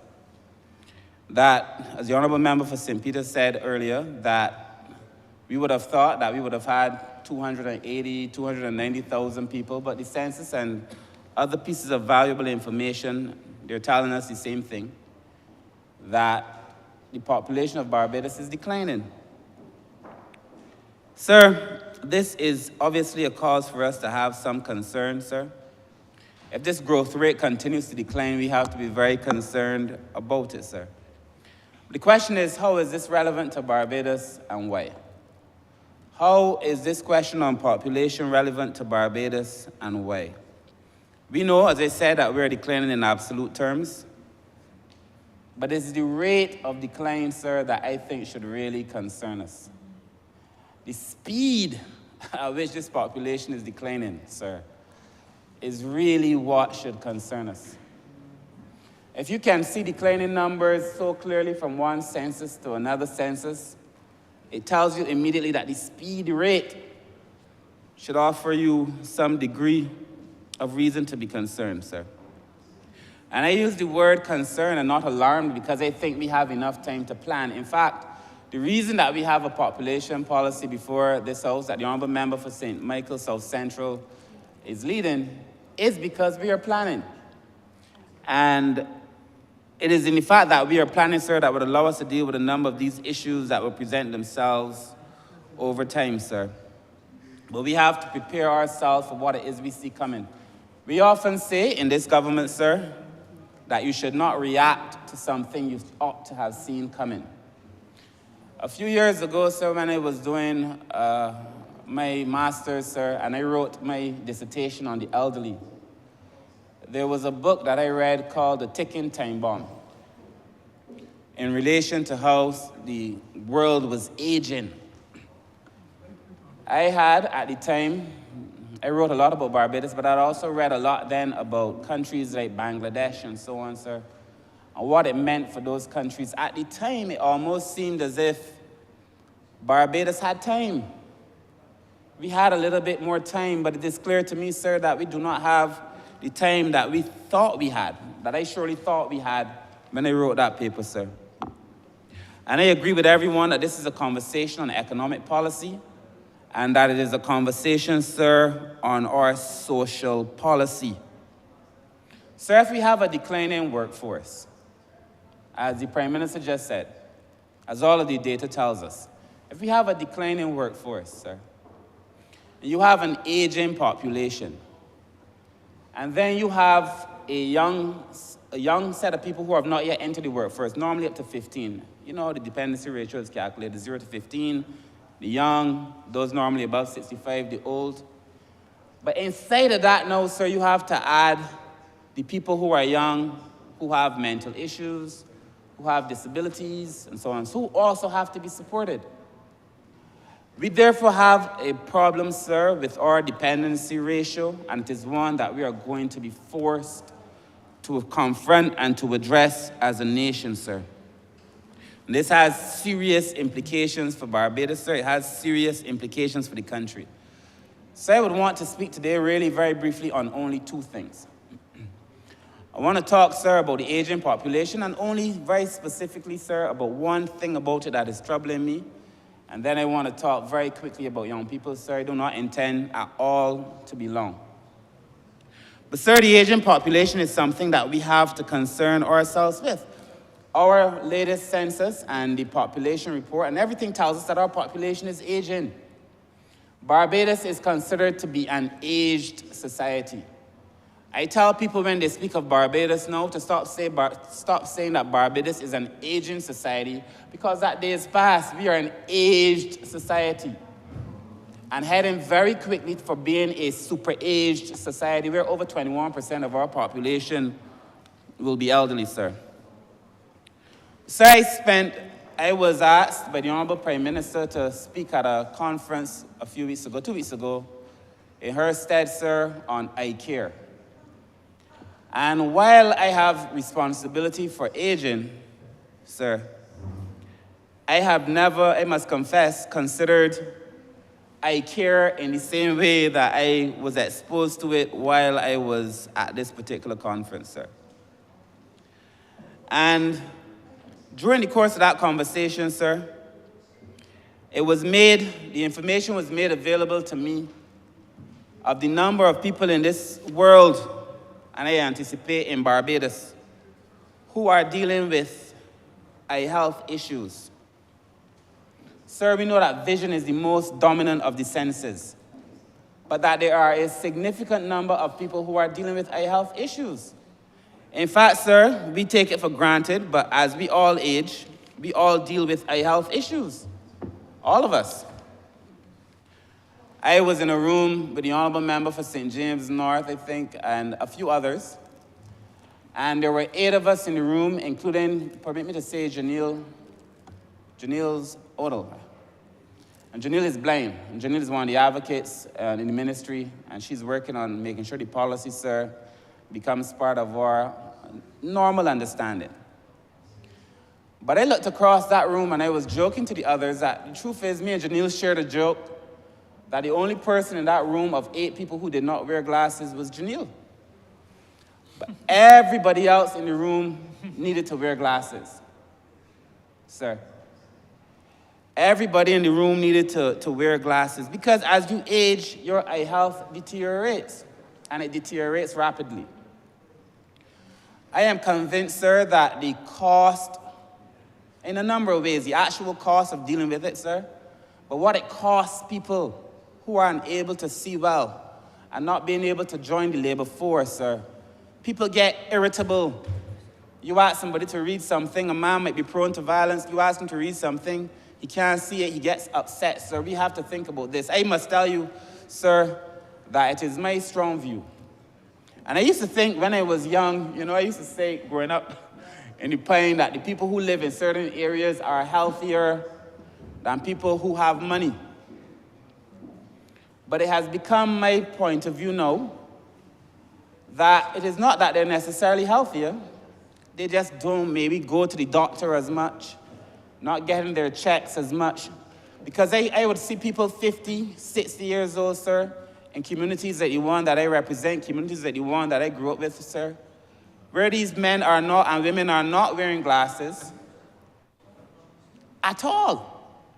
And I say to myself that there has to be, given the ratio, the natural ratio of how people have to wear glasses as they age, there have to be a certain amount of the population in regular communities too who should be wearing glasses. And that we have to find a way to make sure that the average Barbadian, as this society ages, have access, sir, to proper eye care. If you do not have proper vision, sir, it completely affects your quality of life. It affects your capacity to earn. It affects your capacity to be a productive member of the society, sir. And I was saying to the honourable member for St. Peter, even as we talk numbers, we have to talk about quality. Mr. Speaker, sir, I feel that we have to therefore make it more accessible, but also, sir, because I know we will say that it is available, you can go and get your eyes checked if you want. But somewhere along the line, sir, I am extremely concerned about this eye health because I know if I look around the room of people who are above a certain age with glasses, and in another place, nobody with glasses, yet we're asking these people to be able to read daily, read the newspaper, read the internet, read this, read that, sir. We have to be able to do something about it, sir. I think it was Yellow Man who had a song, if life was a thing, money could have buy, the rich would have live, and the poor would have die. And everywhere I go here, the poor man cry, you can't take it. But, sir, I believe so, while obviously not as linear as that, sir, there is something to be said about how we make healthcare as the population ages available to those who do not have necessarily the wherewithal, or who a person might not want to go. You know how it is. A man might say he ain't wearing the glasses, sir. I say this because I know as if our population continues to age and we want to get the best out of everybody, sir, we have to make sure that they have the best chance to be able to do so, sir. The other problem that I came into contact with is that the vast majority of people who have issues with eye health, as would be the case in this Barbadian population, and many who go blind, sir, are dealing with preventable vision loss, or what they call unnecessary blindness, sir. That a lot of people who go blind are dealing with unnecessary blindness because some people refuse, sir, to want to go to the doctor. Sir, when I was growing up, there was a man, a very nice man, in the community that I grew up in. He was a diabetic, a bad diabetic. Everybody knew he was a diabetic. And then sometimes with diabetes, apparently you go blind, then it comes back, and you go blind, and sometimes then it went permanently. But we could not get, his name was Carlisle, put me to say, we could not get him to stop drinking. And even though he was dealing with what clearly was preventable, the process of adapting behavior to save his own vision was too much. I do not know now, sir, that it is enough for us to say that people can go or people can have access, sir. I think we have to find a way, sir, because the opportunity cost, but the real cost of dealing with preventable eye loss, sir, and a lot of it, sir, from refractive illnesses and cataracts.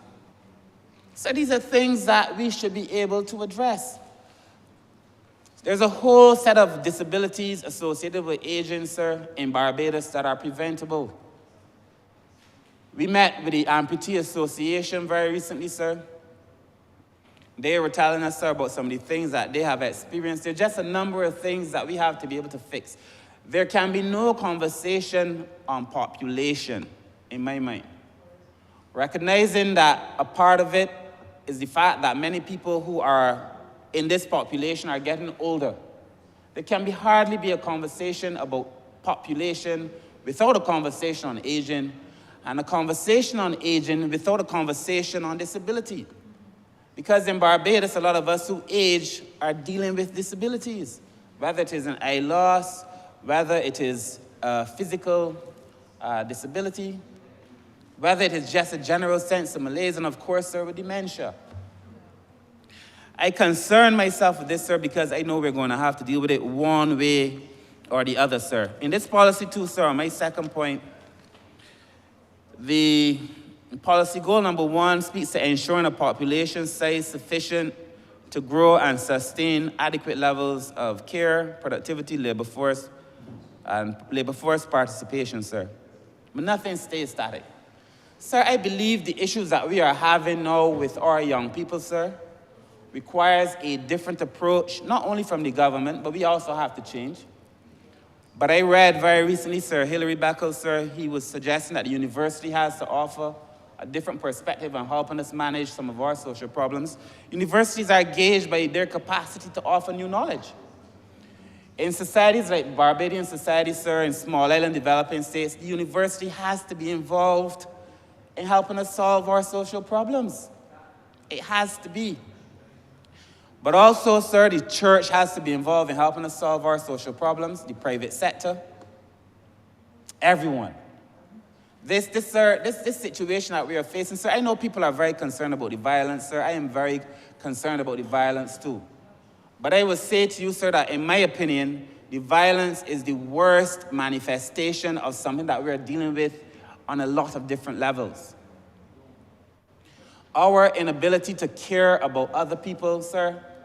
You know, as our population ages, there was a time when we believed that the younger people in the household were responsible, sir, that they had a duty to look after the older people. Our population is aging, sir, so we have more older people. But the people, the younger people, do not see it as their responsibility to care for them. So it's more of a burden now on the state. But it's that lack of care, sir, it is pervasive. You hear conversations between, and sir, when you look at a lot of the murders, sir, especially in the last year, sir, it is a lot of it, not all of it. 2 people had a quarrel. You know, there used to be an oligoli. 2 men have quarreled, so 2 men must fight. Please stop them before it is too late. And the lady goes on and saying, one of us won't sleep tonight, one of us won't eat tonight. Speaking of Asian. Yeah, speaking of Asian. My mother used to play these oligolis every Sunday. 2 men have quarrels, so 2 men must fight. And you know, sir, petty quarrels. Petty quarrels. And these things, sir, are resulting in people being deprived of their lives. Because to me, sir, it is a situation around care. And people just don't seem to care about other people. And so, you know, I tell my daughter now is at the age where she goes out, I say, listen, if you bounce anybody, my darling, please say I am sorry real quick. I know, sir, if I do anything, I offer drinks quick. Let me buy you back a drink. Quick. Because that is what's happening now, sir. And I'm saying that the manifestation that we're witnessing in violence is perhaps, sir, part of that trajectory that is fueled by the lack of care, which takes me into a conversation in our homes, it takes me into a conversation in our schools, it takes me into a conversation in our communities. I say to people too, that the idea that we can solve poverty in the Ministry of People Empowerment is a non-starter, because by the time you come to the Ministry of People Empowerment, you're already in poverty. You already need the help. The solution has to be before that. The police cannot solve our crime problem then, is my point. The police cannot solve our crime problem. And sir, I do not think our crime is out of hand. I really don't. But I do believe, sir, that if we are going to tackle it, it has to be all of us, sir. I was making the point, sir, I speak to the Honourable Member from St. Peter and the Honourable Member for St. Michael South Central a lot. But I was just making the point that as we look at these numbers, we are assuming things. We are looking at the population numbers, and we're saying in absolute terms, well, we have X amount of people of a certain age. But if you look at that X amount, you must start subtracting. How many people of that X amount, sir, of working age are actually getting the skills or want to have the skills? Because not that they don't have the skills, want to have the skills. How many training programs the Ministry of Education has put on? When I look at the amount of offerings in terms of skill training, you can find training in Barbados now for everything, sir. I offered training recently to some young people. You meant tell me we're training minister. They don't call me minister, call me Kurt. We're training Kurt. We're looking for money. We're looking for money. And that these are long-term conversations that we have to have if we're going to be able to resolve this, sir. But I was saying, like, when I look at what is available in terms of the attitude, people's capacity, sir, people's desire to want to stay the course, people's, sir, you know that if you take a job, there has to be sacrifice. You might work from X hour to X hour. You get a lunch hour. These are things that are normal. You would think this is regular, everyday conversation. This is normal things. So there are a lot of young people who do not even begin to understand the concept of a lunch hour. People who would say, I ain't working for nobody, which is fine.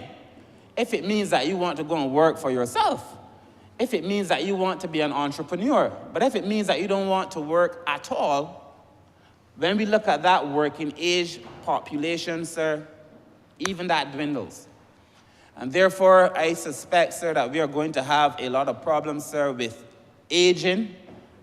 Aging, in my mind, is going to be the most difficult challenge before this country, because our population is aging and because simultaneously the mechanisms of care that existed for them no longer exist. And the situation with our young people, sir, because a lot of the young people, sir, need to have a different conversation. It is impossible for me, and this is probably where I divert from some, it is impossible for me in clear conscience to write off anybody, sir. There's some for whom, obviously, in a group, you would see some and you can't work with them.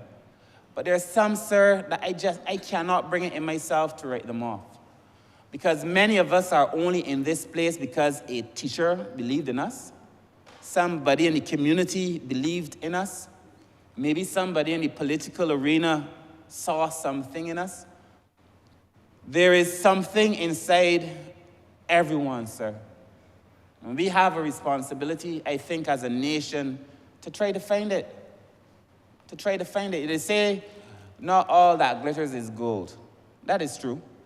But not all that is gold glitters either. And that there is, in my view, sir, a number of young people in this country, sir, who just, with the adequate support systems, we have to do it because the population policy is telling us that we want to produce people, sir, in goal 1 to ensure we have a population size sufficient to grow and sustain adequate levels of care, productivity, and labor force participation. If you want that, sir, there's no way you can have that if you're excluding the young people, sir. We have to find new tools to be able to address some of these old problems. Because the old problems are manifesting themselves now in new ways, sir. In new ways. So I could speak at length, and I won't, sir, because I really want it to be brief. I can speak at length, sir, on this matter, but it is clear to me, sir, that on aging and in terms of youth, we're going to have issues, sir. Mr. Speaker, sir, in our elderly policy, we discussed a number of things, including housing. The Honourable Prime Minister just spoke that in this year's estimates, the ministry was given monies to build out facilities. We've been actively going across the country looking at different spaces, sir. I think we've identified a place, and very soon we'll be taking a paper to Cabinet and hopefully thereafter constructing a facility, sir, to allow for daycare for the elderly, sir. I would like to have 2 facilities to start off. One, sir, we were starting in the east because we already have a space at Sterling, and one closer to town. But I also want to have one, sir, quickly thereafter in the north, and one in Christchurch, just to begin with. And I think it is going to be important that we build these facilities, sir, because obviously, if I say to you that the mechanisms of care that we thought we could rely on no longer exist, the state is going to have to play that role. But here's the dilemma. Eventually, even the aging increase will plateau, and then it will decrease because we have less and less people. If you overbuild facilities, as they have done in some places in Japan, if you overbuild, then once the decline starts to happen, you have a whole set of facilities, and you won't have people to fill those facilities. It's part of the planning process. So we have to plan carefully, we have to plan thoroughly, we have to plan using the data, sir. I believe, sir, that the international statistics tell us, sir, that when we look at aging, there is so much opportunity, either in terms of people's capacity to consume, because the older population generally has access to more resources. So to be able to be consumers, but we also have to look at older people as producers. This population study tells me, sir, that we're going to have to find ways for older people to be part of the economy. So that's what they call their silver economy. To allow older people, sir, to be in the population, sir, but not to be seen as a burden. For persons with disabilities, sir, to be in this conversation, sir, but not to be seen as a burden, sir. Mr. Speaker, sir, I recently got my first official pair of readers. Officially. I bought a pair, I bought, you know, they sell them cheap in these stores. I bought a 1.25 one time. I know the numbers, I didn't even know what they meant. A 1, a 1.25, a 1.75. I officially got my first pair, sir, of readers. And it is because as you age, you naturally become farsighted. That is why you see, don't mind men that trying to hold on in the pretense that they could maintain youth forever. Nobody drinks from the fountain of youth outside of these fantasy movies. You see people, sir, reading their things because you become, it's called presbyopia. You become farsighted as you age. Not Prescott, you're probably the only person drinking from the fountain of youth. Forgive me, sir. But I'm saying you become farsighted as you age, sir. And all of us are going to have to deal with that. All of us. I, sir, as I said, sir, recently got my first pair of glasses, and, you know, my fear, and I wonder if this is the fear that the men in my constituency and other places are having, because I know, given the statistics across the world, I know when I look across a room of other people that people are in glasses. I know that the amount of people I see on the street that are not wearing glasses is too small.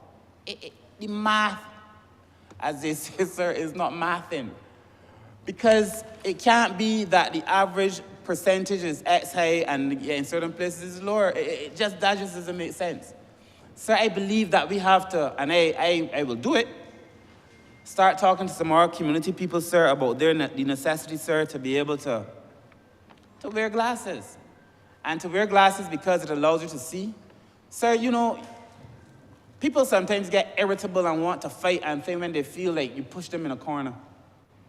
You tell a man, sir, about going to the doctor, sometimes he may get cruel. I have a constituent, sir. I don't know if he's listening. He's my dear, dear old friend, dear friend, dear friend. As some people become when you become an MP.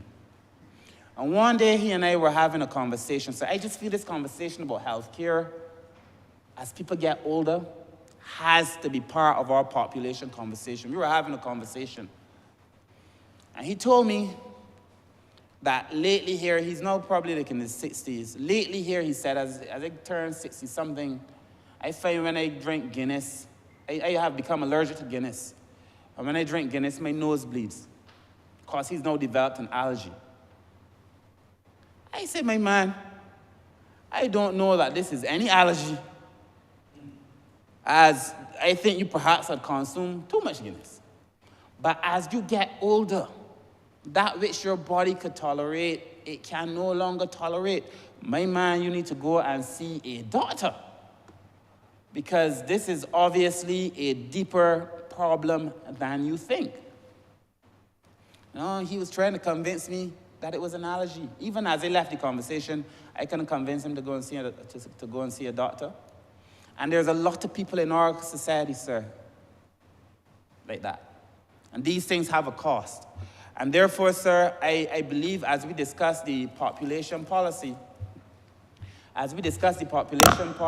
going forward, sir, we have to look at all of these issues.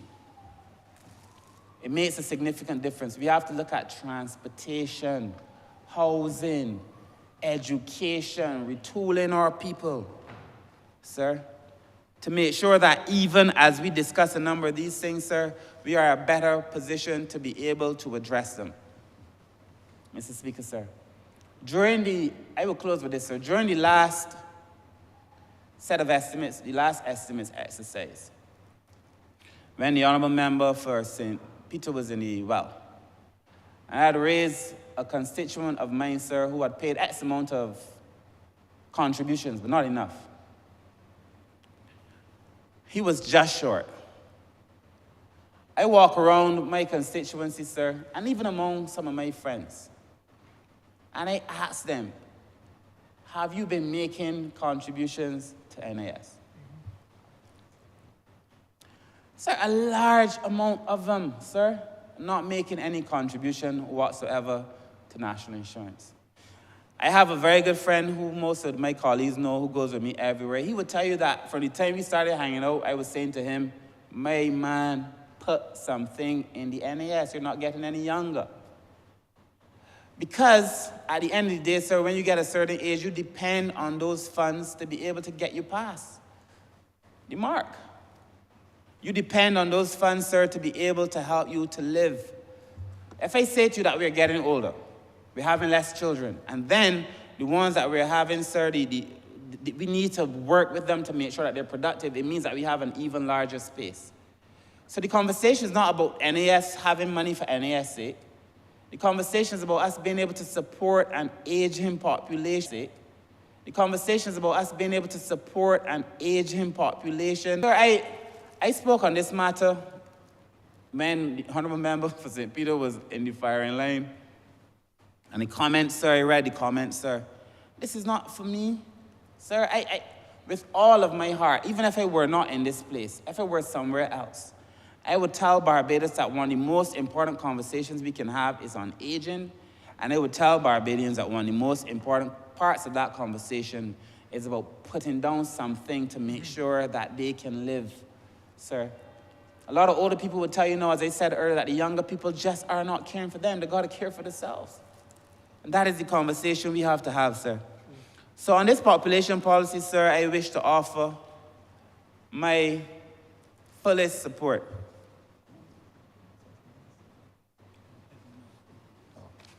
I wish to offer my fullest support, sir. I want to make sure, sir, that Barbadians recognize, sir, that this is a planning tool. We are planning. The population policy allows us to plan. It is that we see what is happening and we are planning for it, as will be the aging policy, as will be the disability policy, and so on, sir. So I wish to support this policy, sir. I give it my fullest support, sir, just as a Barbadian, but I also give it my fullest support, sir, as the minister responsible for aging. And I commend the work, the good work that is being done by the Honourable Member for St. Michael South Central and all of the team, sir, who has worked to make sure this is possible. Thank you.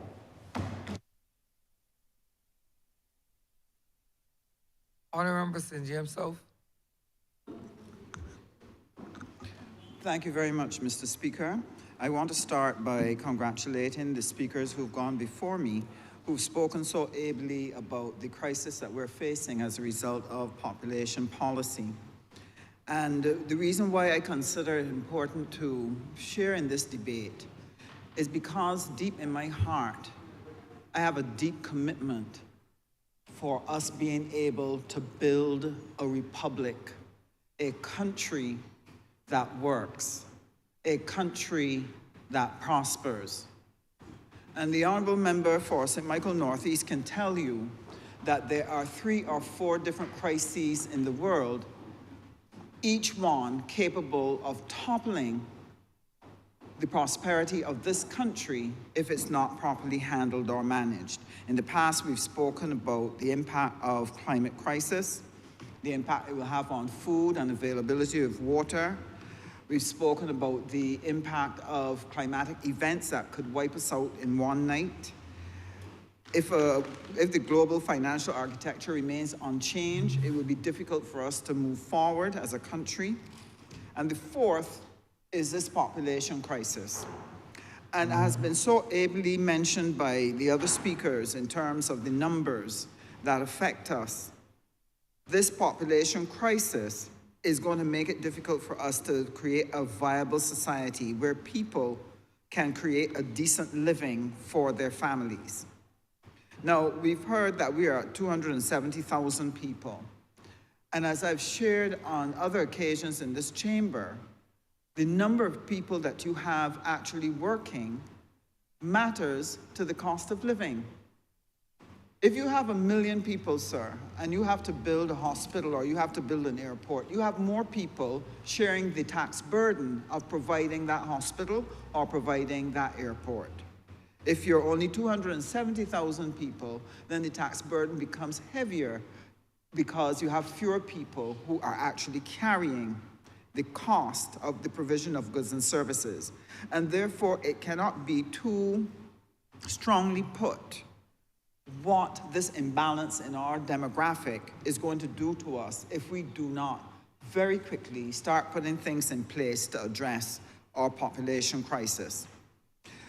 We will have spoken about the fact that you will have insufficient contributions to your NIS. That will collapse.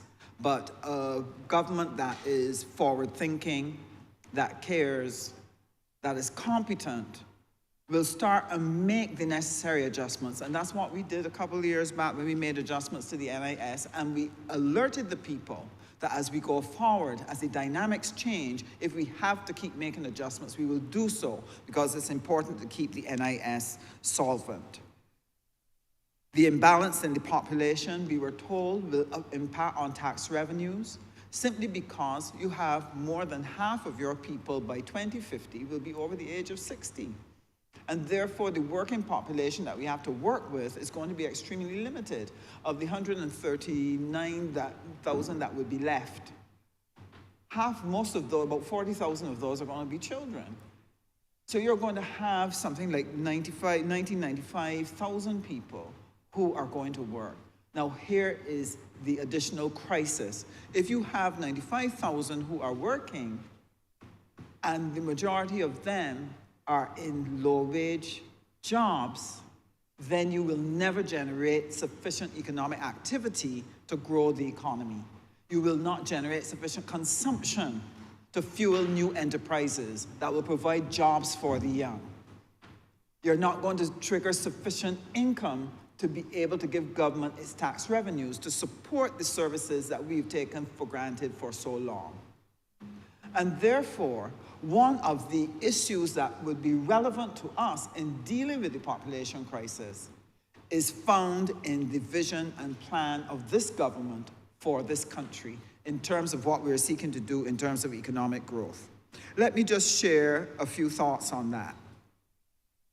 While the quantity of persons is important to this process, it is the quality of the individual that matters.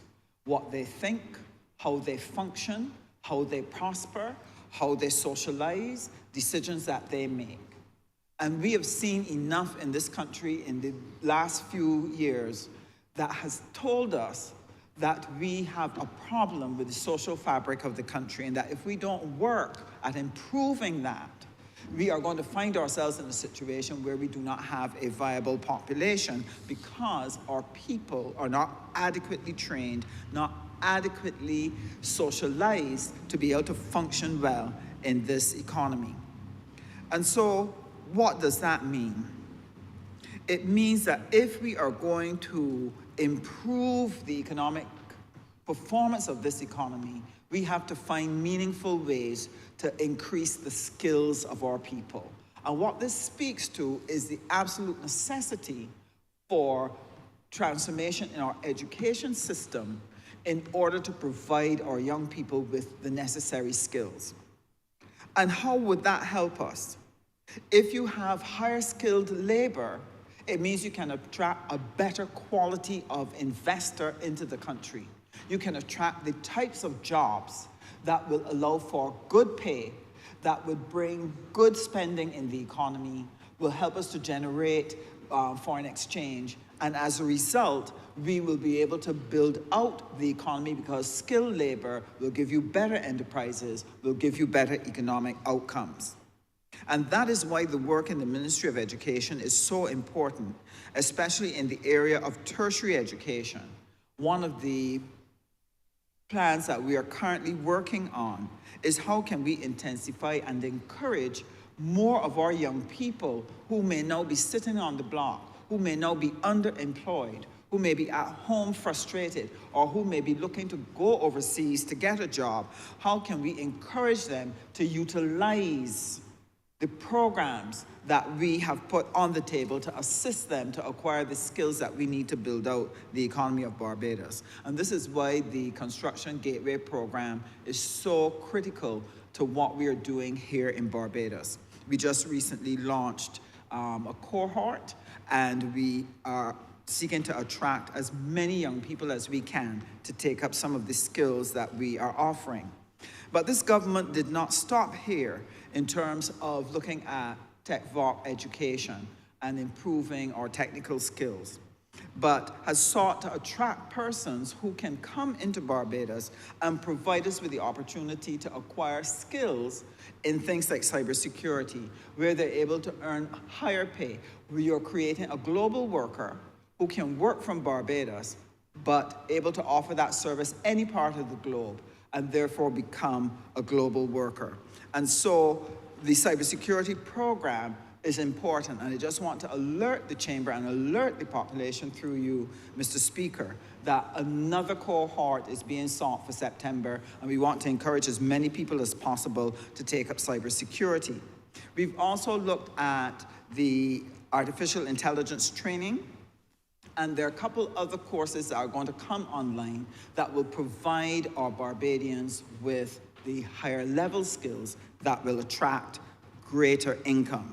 And that will help us to offset part of our problem of too few people working. If we can increase the pay, it will help significantly to help us come to a better balance. I have been very pleased with the process that we have engaged in with the National Transformation Initiative, where we've been able to offer through Coursera a whole series of training programs that again will help to lift the skills. But one of the problems that I think if we're going to tackle the issue of the quality of the population, we have to help people re-engage in learning and to love learning again. People have become disengaged with learning. And that's one of the reasons why we have discussed what do we need to do to increase that interest. One of the problems that we discovered was that many people coming out from the general education system had not mastered their literacy skills, their numeracy skills, and that this acted as a disincentive to people to continue going through education.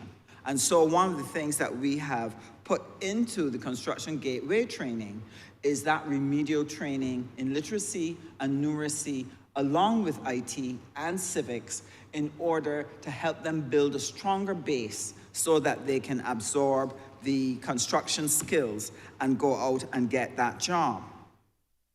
So quality of the population matters, and the Ministry of Education is doing its part under the leadership of the Honourable Member for St. Philip West to bring the necessary transformation that will give us the base from which we are going to build our republic.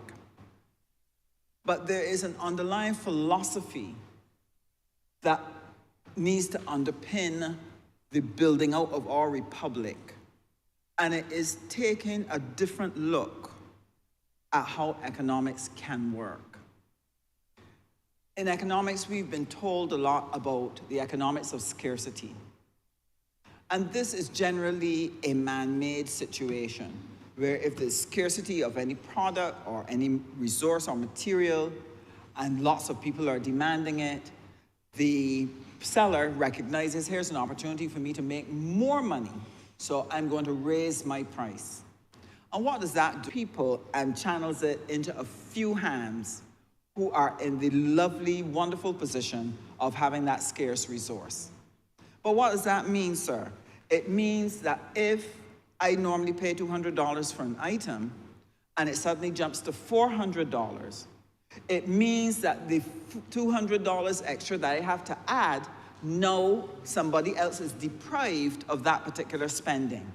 So what the economics of scarcity does, when people use scarcity to keep raising the price, it keeps destabilizing the enterprises within the system. And this results in loss of jobs, and it affects the economy significantly.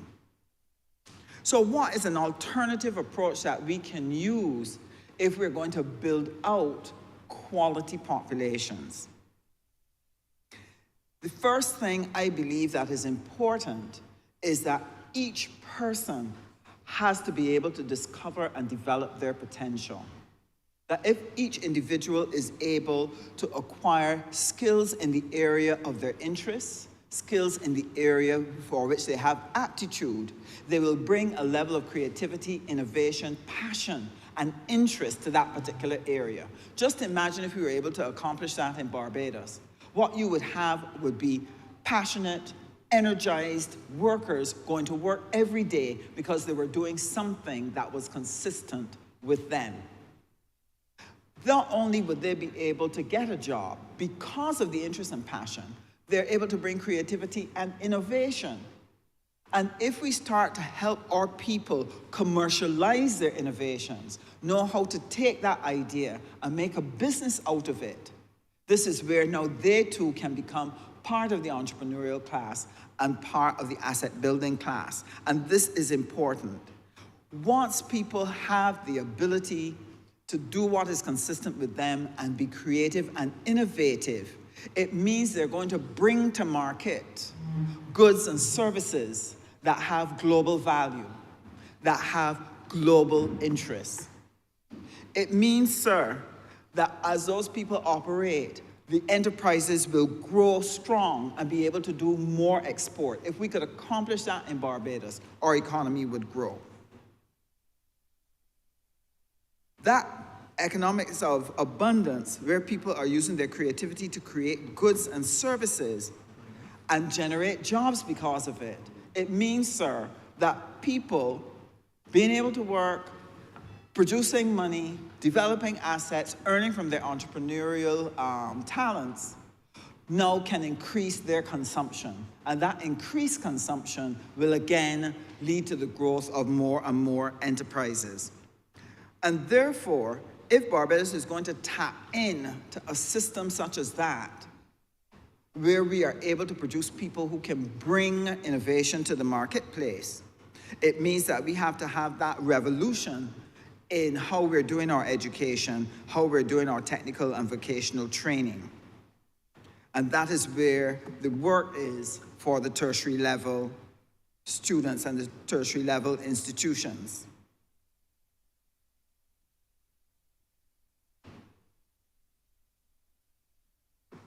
One of the things for me, sir, if we are able to get this right, we are going to be able to build a society that is prosperous, a republic that works. But the other half of that equation isn't just the opportunities we're going to give to our young people through training. It is what will happen to our aged population. In my own constituency, I have 11,000 people. And of those, close to 6,000 are over the age of 50.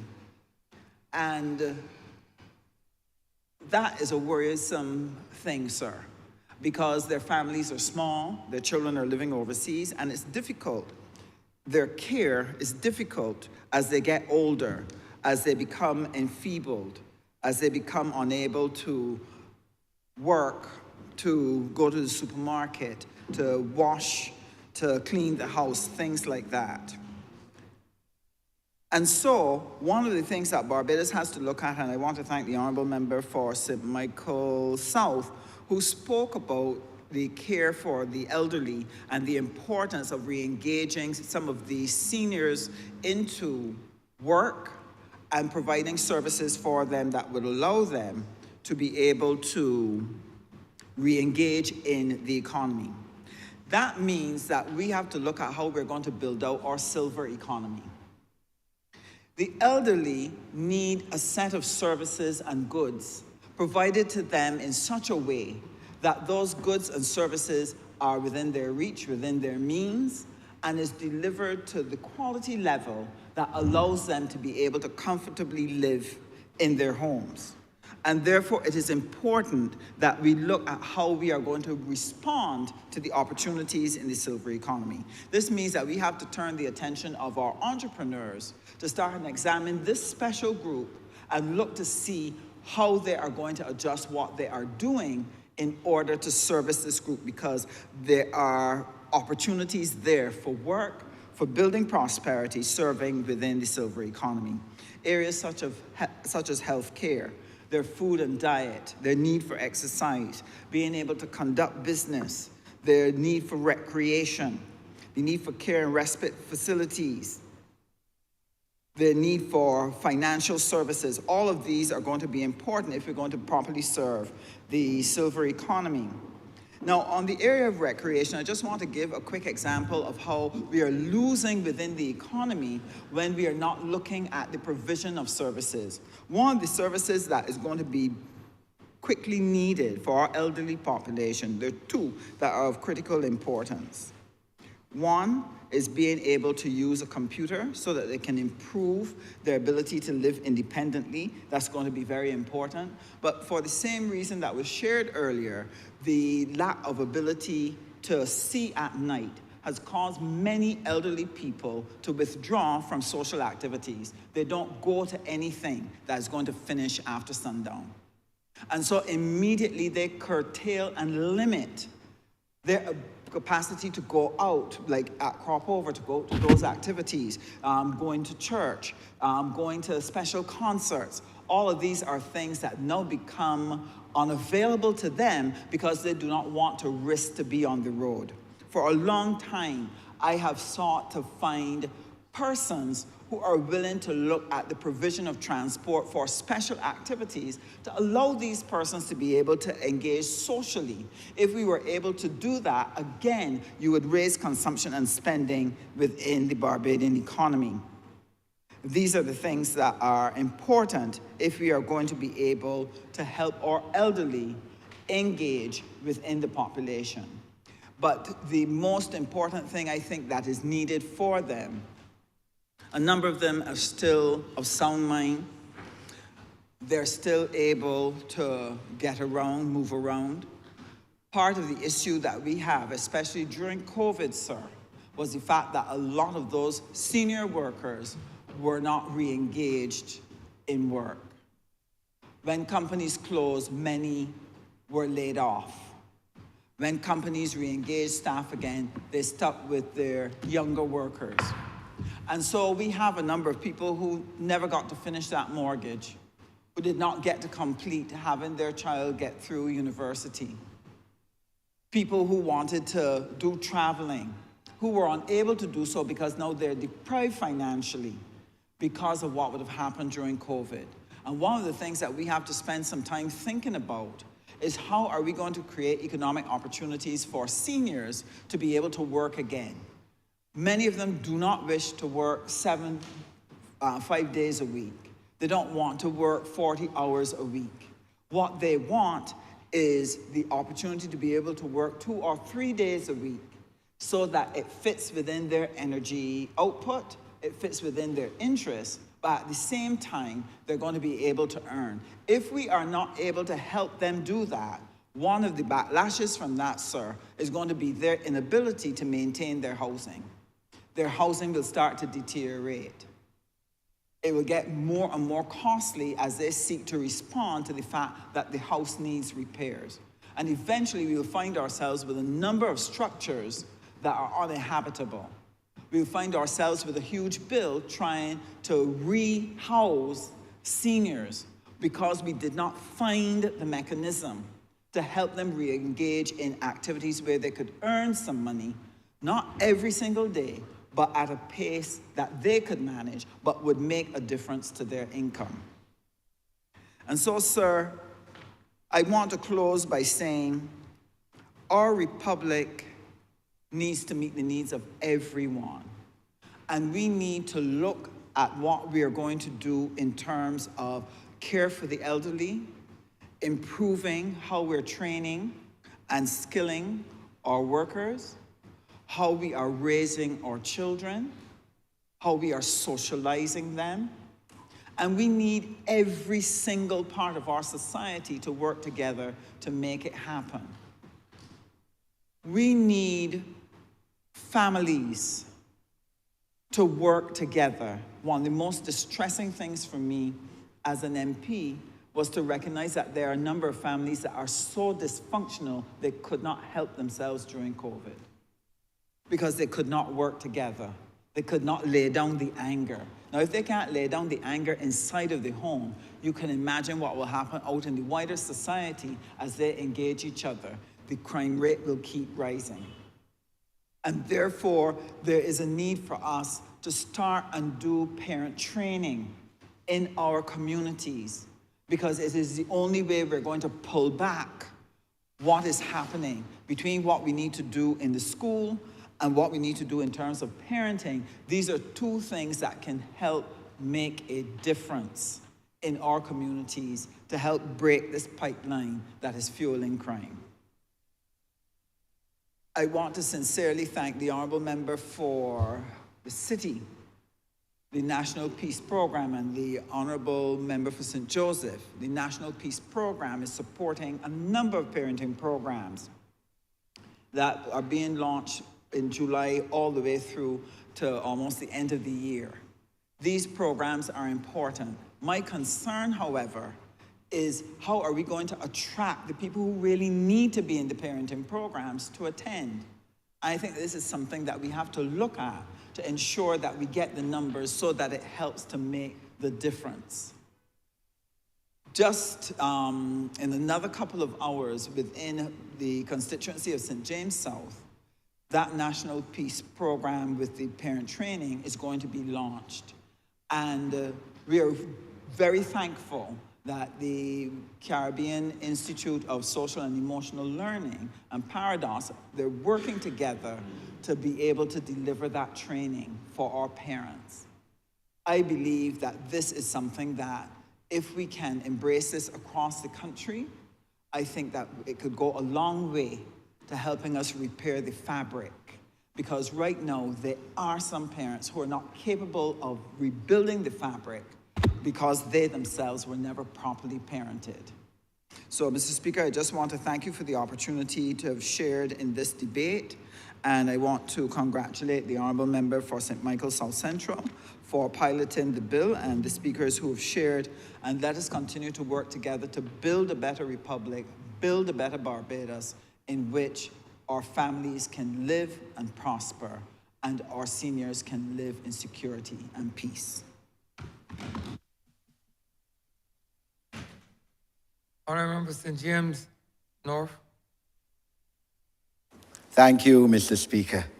I rise to join and contribute to this debate, which, as The Honourable Member for St. Michael South said it's not, he didn't use these words, one of these sexy debates, but which is really an important, very important and significant debate to our socio and economic and cultural development.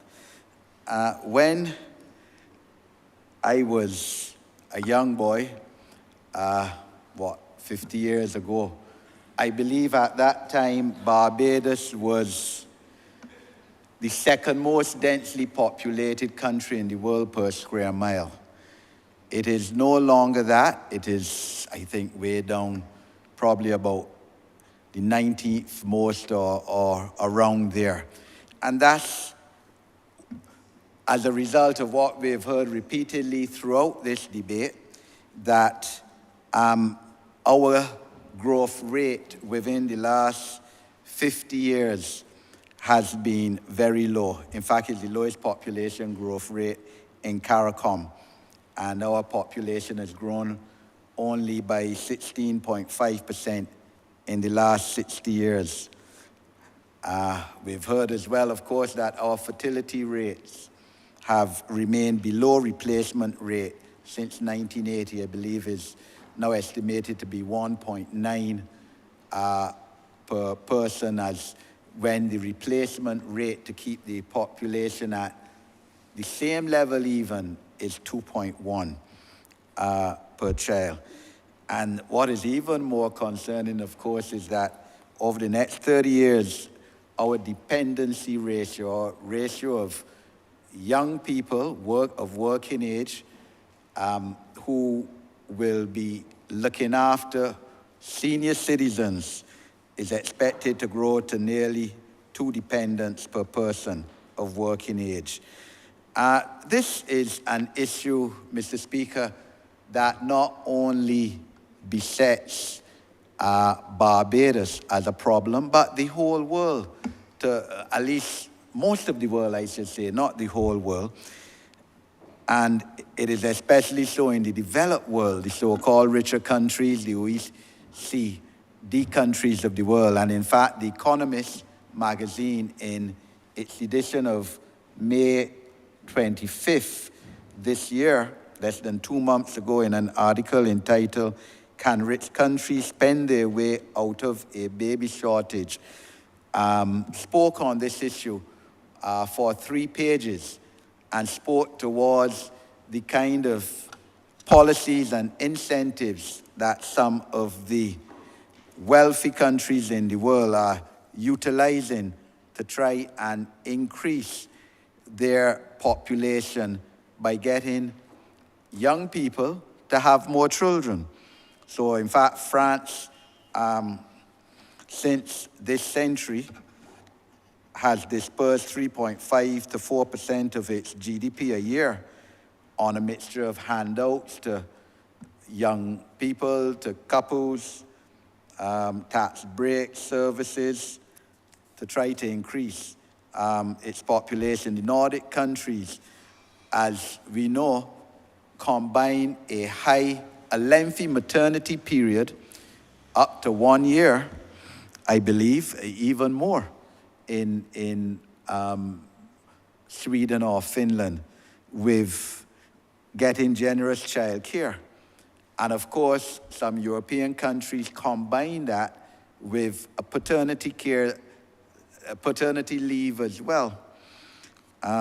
China, of course, there are provinces in China which are offering newly married couples a lump sum, but only if the bride is below age 25. In other words, the younger, their philosophy is the younger the bride is, the more children the couple will have. And in Russia, women who have a child before they turn 25 will be exempt from income tax payment. And Hungary offers a similar benefit to mothers who have their first child before age 30. So these are all areas of policy decisive making that countries in Europe are seeking to increase their population by baby boom. In United States, there's a non-profit organization which pays women $7,500 from the time of pregnancy to the first birthday of the child. So it is not only Barbados that this issue is, on the minds of legislators and policymakers. I commend the scripters and those who were party to the creation of this policy. I would have met with them when I was Minister of Home Affairs for a whole day session. And I know the Honourable Member for St. Michael South Central was in attendance as well. They have, and it's significant, and the Honourable Prime Minister mentioned that they have not put a figure on what they perceive or imagine to be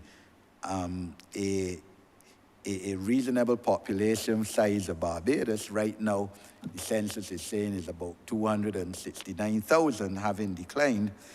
But clearly, there are now many countries in the world that are just above the size of Barbados, which has much larger populations.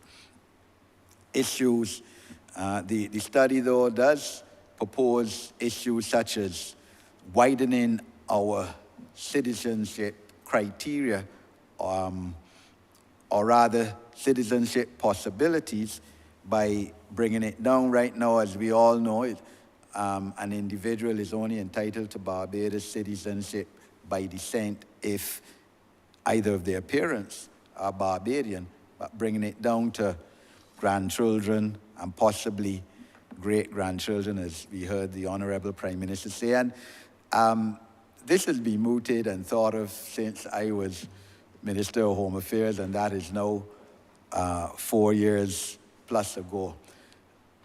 Even now, sir, it is so serious that even now, I still get emails and WhatsApps as to whether, from people, Barbadians living overseas, as to whether their children are entitled to, their grandchildren are entitled to Barbados citizenship yet. So it's something that we need to move on. I know that the Honourable Member for Christchurch East has promised, especially recently, a new immigration bill which will address these issues. And I believe he understands the urgency of dealing with this situation. When I travel to our missions in England and New York, for example, as I'm sure other members of Parliament and ministers do, the issue is raised by the missions and as to the number of Barbadians residing in those jurisdictions to which they cater for, obviously, who ask and inquire about this issue, whether directly to the missions or at town hall meetings when Barbadians in authority visit. So it's something that I think is definitely required by our diaspora, and as a means to widen our Barbadian population and certainly citizenship. And we all know that regathering is on again next year, having been unavoidably aborted in 2020 when COVID came upon us. And I believe that that will be an opportune time for us to have new immigration legislation in place and policy so that we can offer the children, the descendants of Barbadian citizens beyond their children citizenship of Barbados. We have to, of course, encourage repatriation of Barbadians and stem our brain drain. And I know that that's not such an easy task, Mr. Speaker, because the whole profile of individuals is to travel and seek what they consider better opportunities outside of their country. And, but obviously if we make Barbados more attractive to young persons especially, we will get more Barbadians coming back home rather than wanting to stay in the northern hemisphere. The fact of the matter, sir, though, is that we have many people who are not born in Barbados residing in Barbados too, because the United Nations estimates that 12% of our resident population here in Barbados are immigrants, are people who came to Barbados, mainly from other Caribbean countries, more women than men, 55% being female, and 75% being of working age, generally between ages 15 and 64 years old. So even though, as other members, in particular the Honourable Prime Minister said, even though we have been immigrating to other countries since emancipation, whether it's Panama, whether it is obviously the northern countries, England in the 50s and 60s, many of our people there were nurses, worked on the London transport, whether it was Canada in the 1960s, 70s, when Canada started to open up its immigration laws and policies to allow professionals to come there, especially from the Caribbean, and many of our nurses went there, for instance, even coming across then from England to Canada, and whether Panama, as we all know, yes, 1/3 of our people, particularly men, left and went to Panama and helped build the Panama Canal, including my grandfather.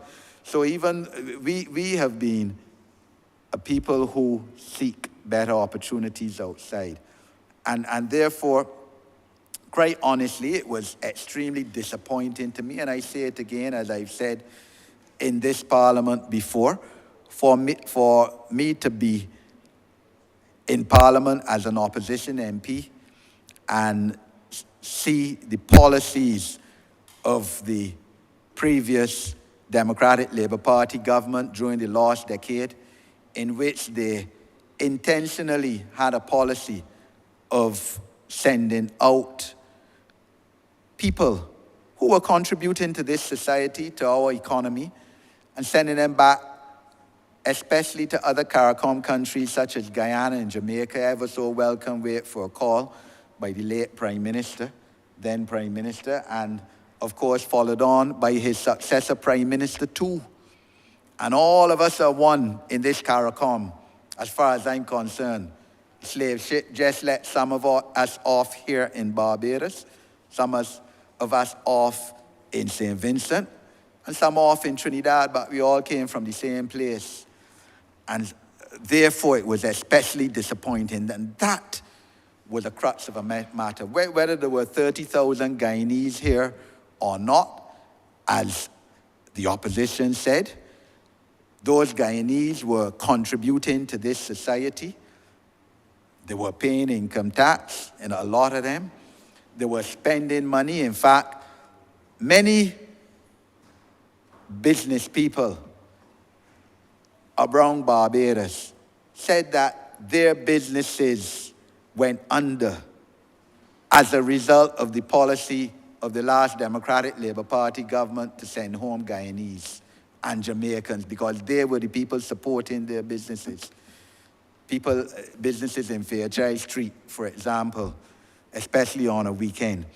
So, look, we know that there is a sector of xenophobia. That is the word that was used by former Deputy Prime Minister, Barbarians or some Barbarians when it comes to allowing or the idea of people coming into Barbados, especially from other CARICOM countries.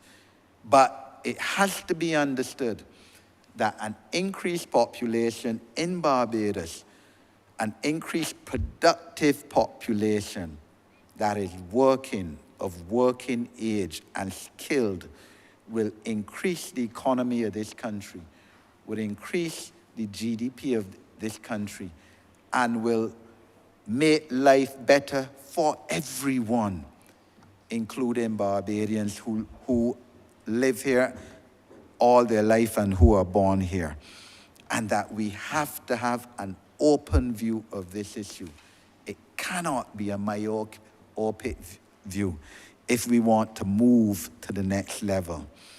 It is estimated that the number of immigrants from Barbados, people leaving right now, still exceeds the number of immigrants entering Barbados on an annual basis by, on average, about 400 persons a year.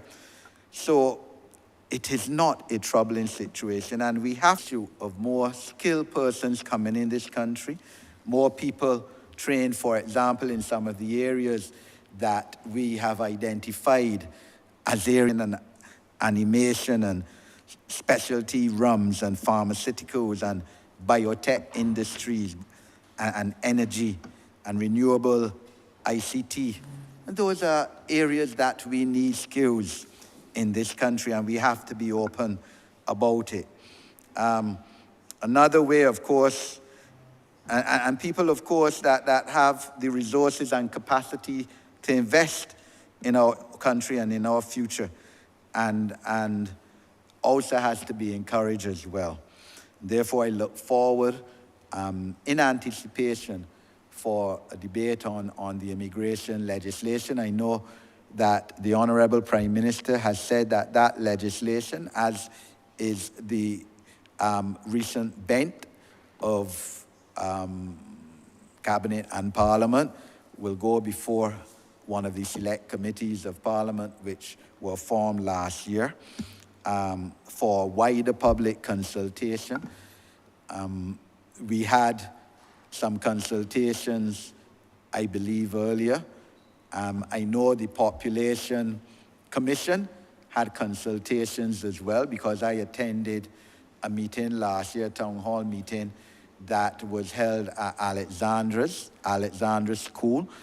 The issue, though, Mr. Speaker, is that it was disappointing that many more Barbarians did not attend and participate in these town hall meetings. And this is a problem, that this government has been extremely transparent and accountable, much more so than any previous government, giving our people the opportunity to input, but our people largely don't take up the opportunity. And then when you pass the legislation, when you pass the policy, and something happens that affects them, you then get a big lot of noise and long talk. And I urge Barbarians to come out more in this participatory democracy that this government has created and is seeking to further, and have a say in these issues that would affect us. The issue has come up to as to a fear among Barbarians that more people in this country will put harder work on our infrastructure, on our public utility network and transportation, and our water supply, and our health and educational services.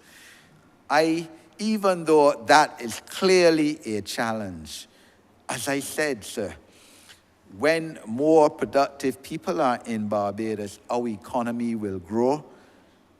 One of the challenges will be to ensure that these people of working age and who are working pay the income tax and pay the NIS. And that is very important, because there are too many people that feel that they are doing well by cheating government and not paying income tax. I came across a person the other day, sir, who gladly told me makes about $10,000 a month in one of the trades. I wouldn't say which trade, because I don't want any identification of the person. But he doesn't pay any income tax, doesn't pay any NIS.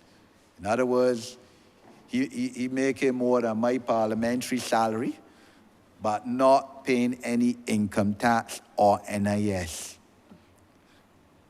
No, the government authorities have to tackle this issue.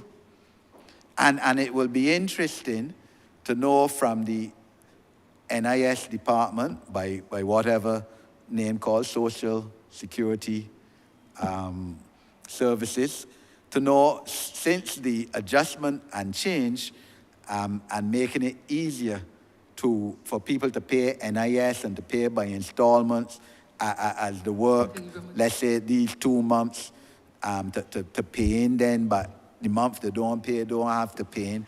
It'd be interesting to know that with those adjustments which came into effect on the 1st of January this year, whether the percentage increase in self-employed persons paying NIS has moved significantly from what I believe we were told was just 15% last year when the amendments were debated, led by the Honourable Member for St. Peter, and I think it was September last year. Because a dent has to be made, and people need to understand that they need to pay the income tax and the NIS, because you can't want all the social services, free education, free healthcare, or you want all the roads repaired, street lights, any house that licked down the roof off during burial or else repaired by government, even if you have the money to repair it, fishing boats now to get repaired, but you don't contribute to the gross, to the income tax and to the NIS. So this is a challenge that will have to be looked at once we're bringing in more people. But I have no fear about the overextension of our educational and healthcare system and our infrastructure and public utilities, because I believe that as we grow, all of those would be looked after with more money in our economy. The number of Bajans, and this is an interesting statistic as well, Mr. Speaker, that the study brings out, that the number of Bajans living overseas total almost 30% of our population. So in other words, if our population is about 270,000, about 90,000 born and bred Bajans live overseas. And that's an interesting statistic. And like I said, when you add up their children and the grandchildren, you can start seeing that. And once we make Barbados more attractive, we will get some of them back. That's the truth, especially, I suppose, as they seek to retire. But we also want some young, productive Bajans and persons of Bajan descent to come here as well. Even if it is, because we have a more attractive environment and more attractive climate. The issue of government, therefore, as well, has to look at issues such as paternity leave. And I know that it is something that the administration is looking at. I believe it was in the Barbados Labour Party's 2018 manifesto. I can't recall if it was in the 2022 one as well. But I know that can have a bit of complications because there are some men that might want to claim maternity leave for two sets of children from two different women. But it's something that certainly the administration needs to reflect on. Issues of flexible working arrangements is also something that has to be looked on, because let's face fact that with the main burden for raising children being on women, we have to come to a situation, and for many reasons, where we have a better facilitation of flexi work. We had it during COVID, sir, and we can do it again, even working from home, some people. So these are issues that would need to be addressed as well.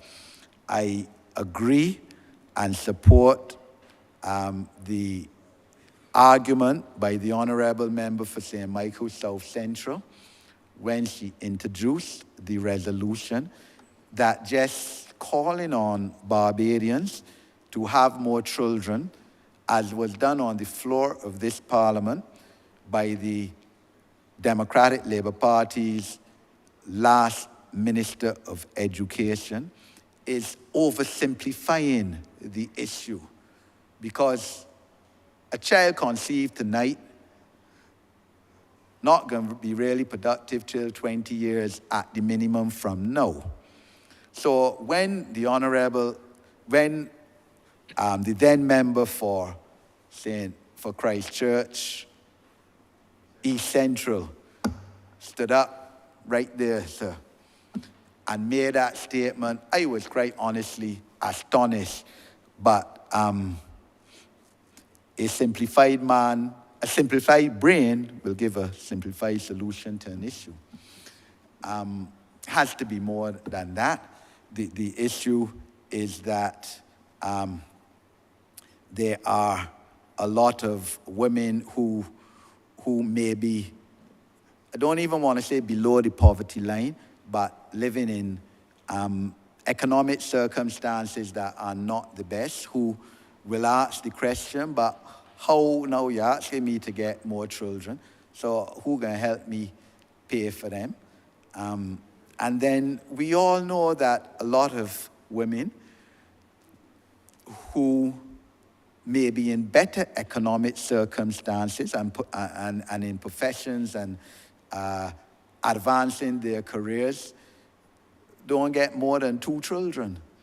1, if any, and a lot none. That is their right, of course. So again, quite honestly, when a member of the last Democratic Labour Party Parliament made a statement about women who didn't have children, again, I was astonished. And in this Parliament, when she was sitting in the chair you're now sitting, Mr. Speaker, in her capacity as Deputy Chair, I chided her, because that is a foolish statement too, right? So it is not an easy issue to circumvent. Yes, we have to, it would be good to have more fertility policy issues and speaking about well-beings in total of family. The fact of the matter, as the Honourable Prime Minister referred, our policy starting in the 1980s for family planning probably worked a bit too well. That's the reality of the situation. And of course, in the early 1980s, we brought in on the floor of this Parliament termination of pregnancy legislation, something which I wholeheartedly support, because a woman has to have the right to determine her sexual and reproductive health and to determine what she wants to do with her body. So I totally am at conflict with the United States Supreme Court on that issue, reversing the effect of Roe versus Wade after 50 years of precedent. But that is the United States, sir, and there are other CARICOM countries that still decriminalize abortion, but I will have none of that, sir. A woman has to have the right over her own body and has to have the right over her own body. So we accept that there are issues which which are challenging in terms of population increase, but those that are that you can reach out and touch, like changing our immigration policy, like wooing more people into Barbados by the policies that this government is implementing and seeking to invent, and to make Barbados a more investment-friendly place must come in. I commend and support this population study, Mr. Speaker, and thank those who served on the commission for their public service to our country. I'm obliged to you, sir.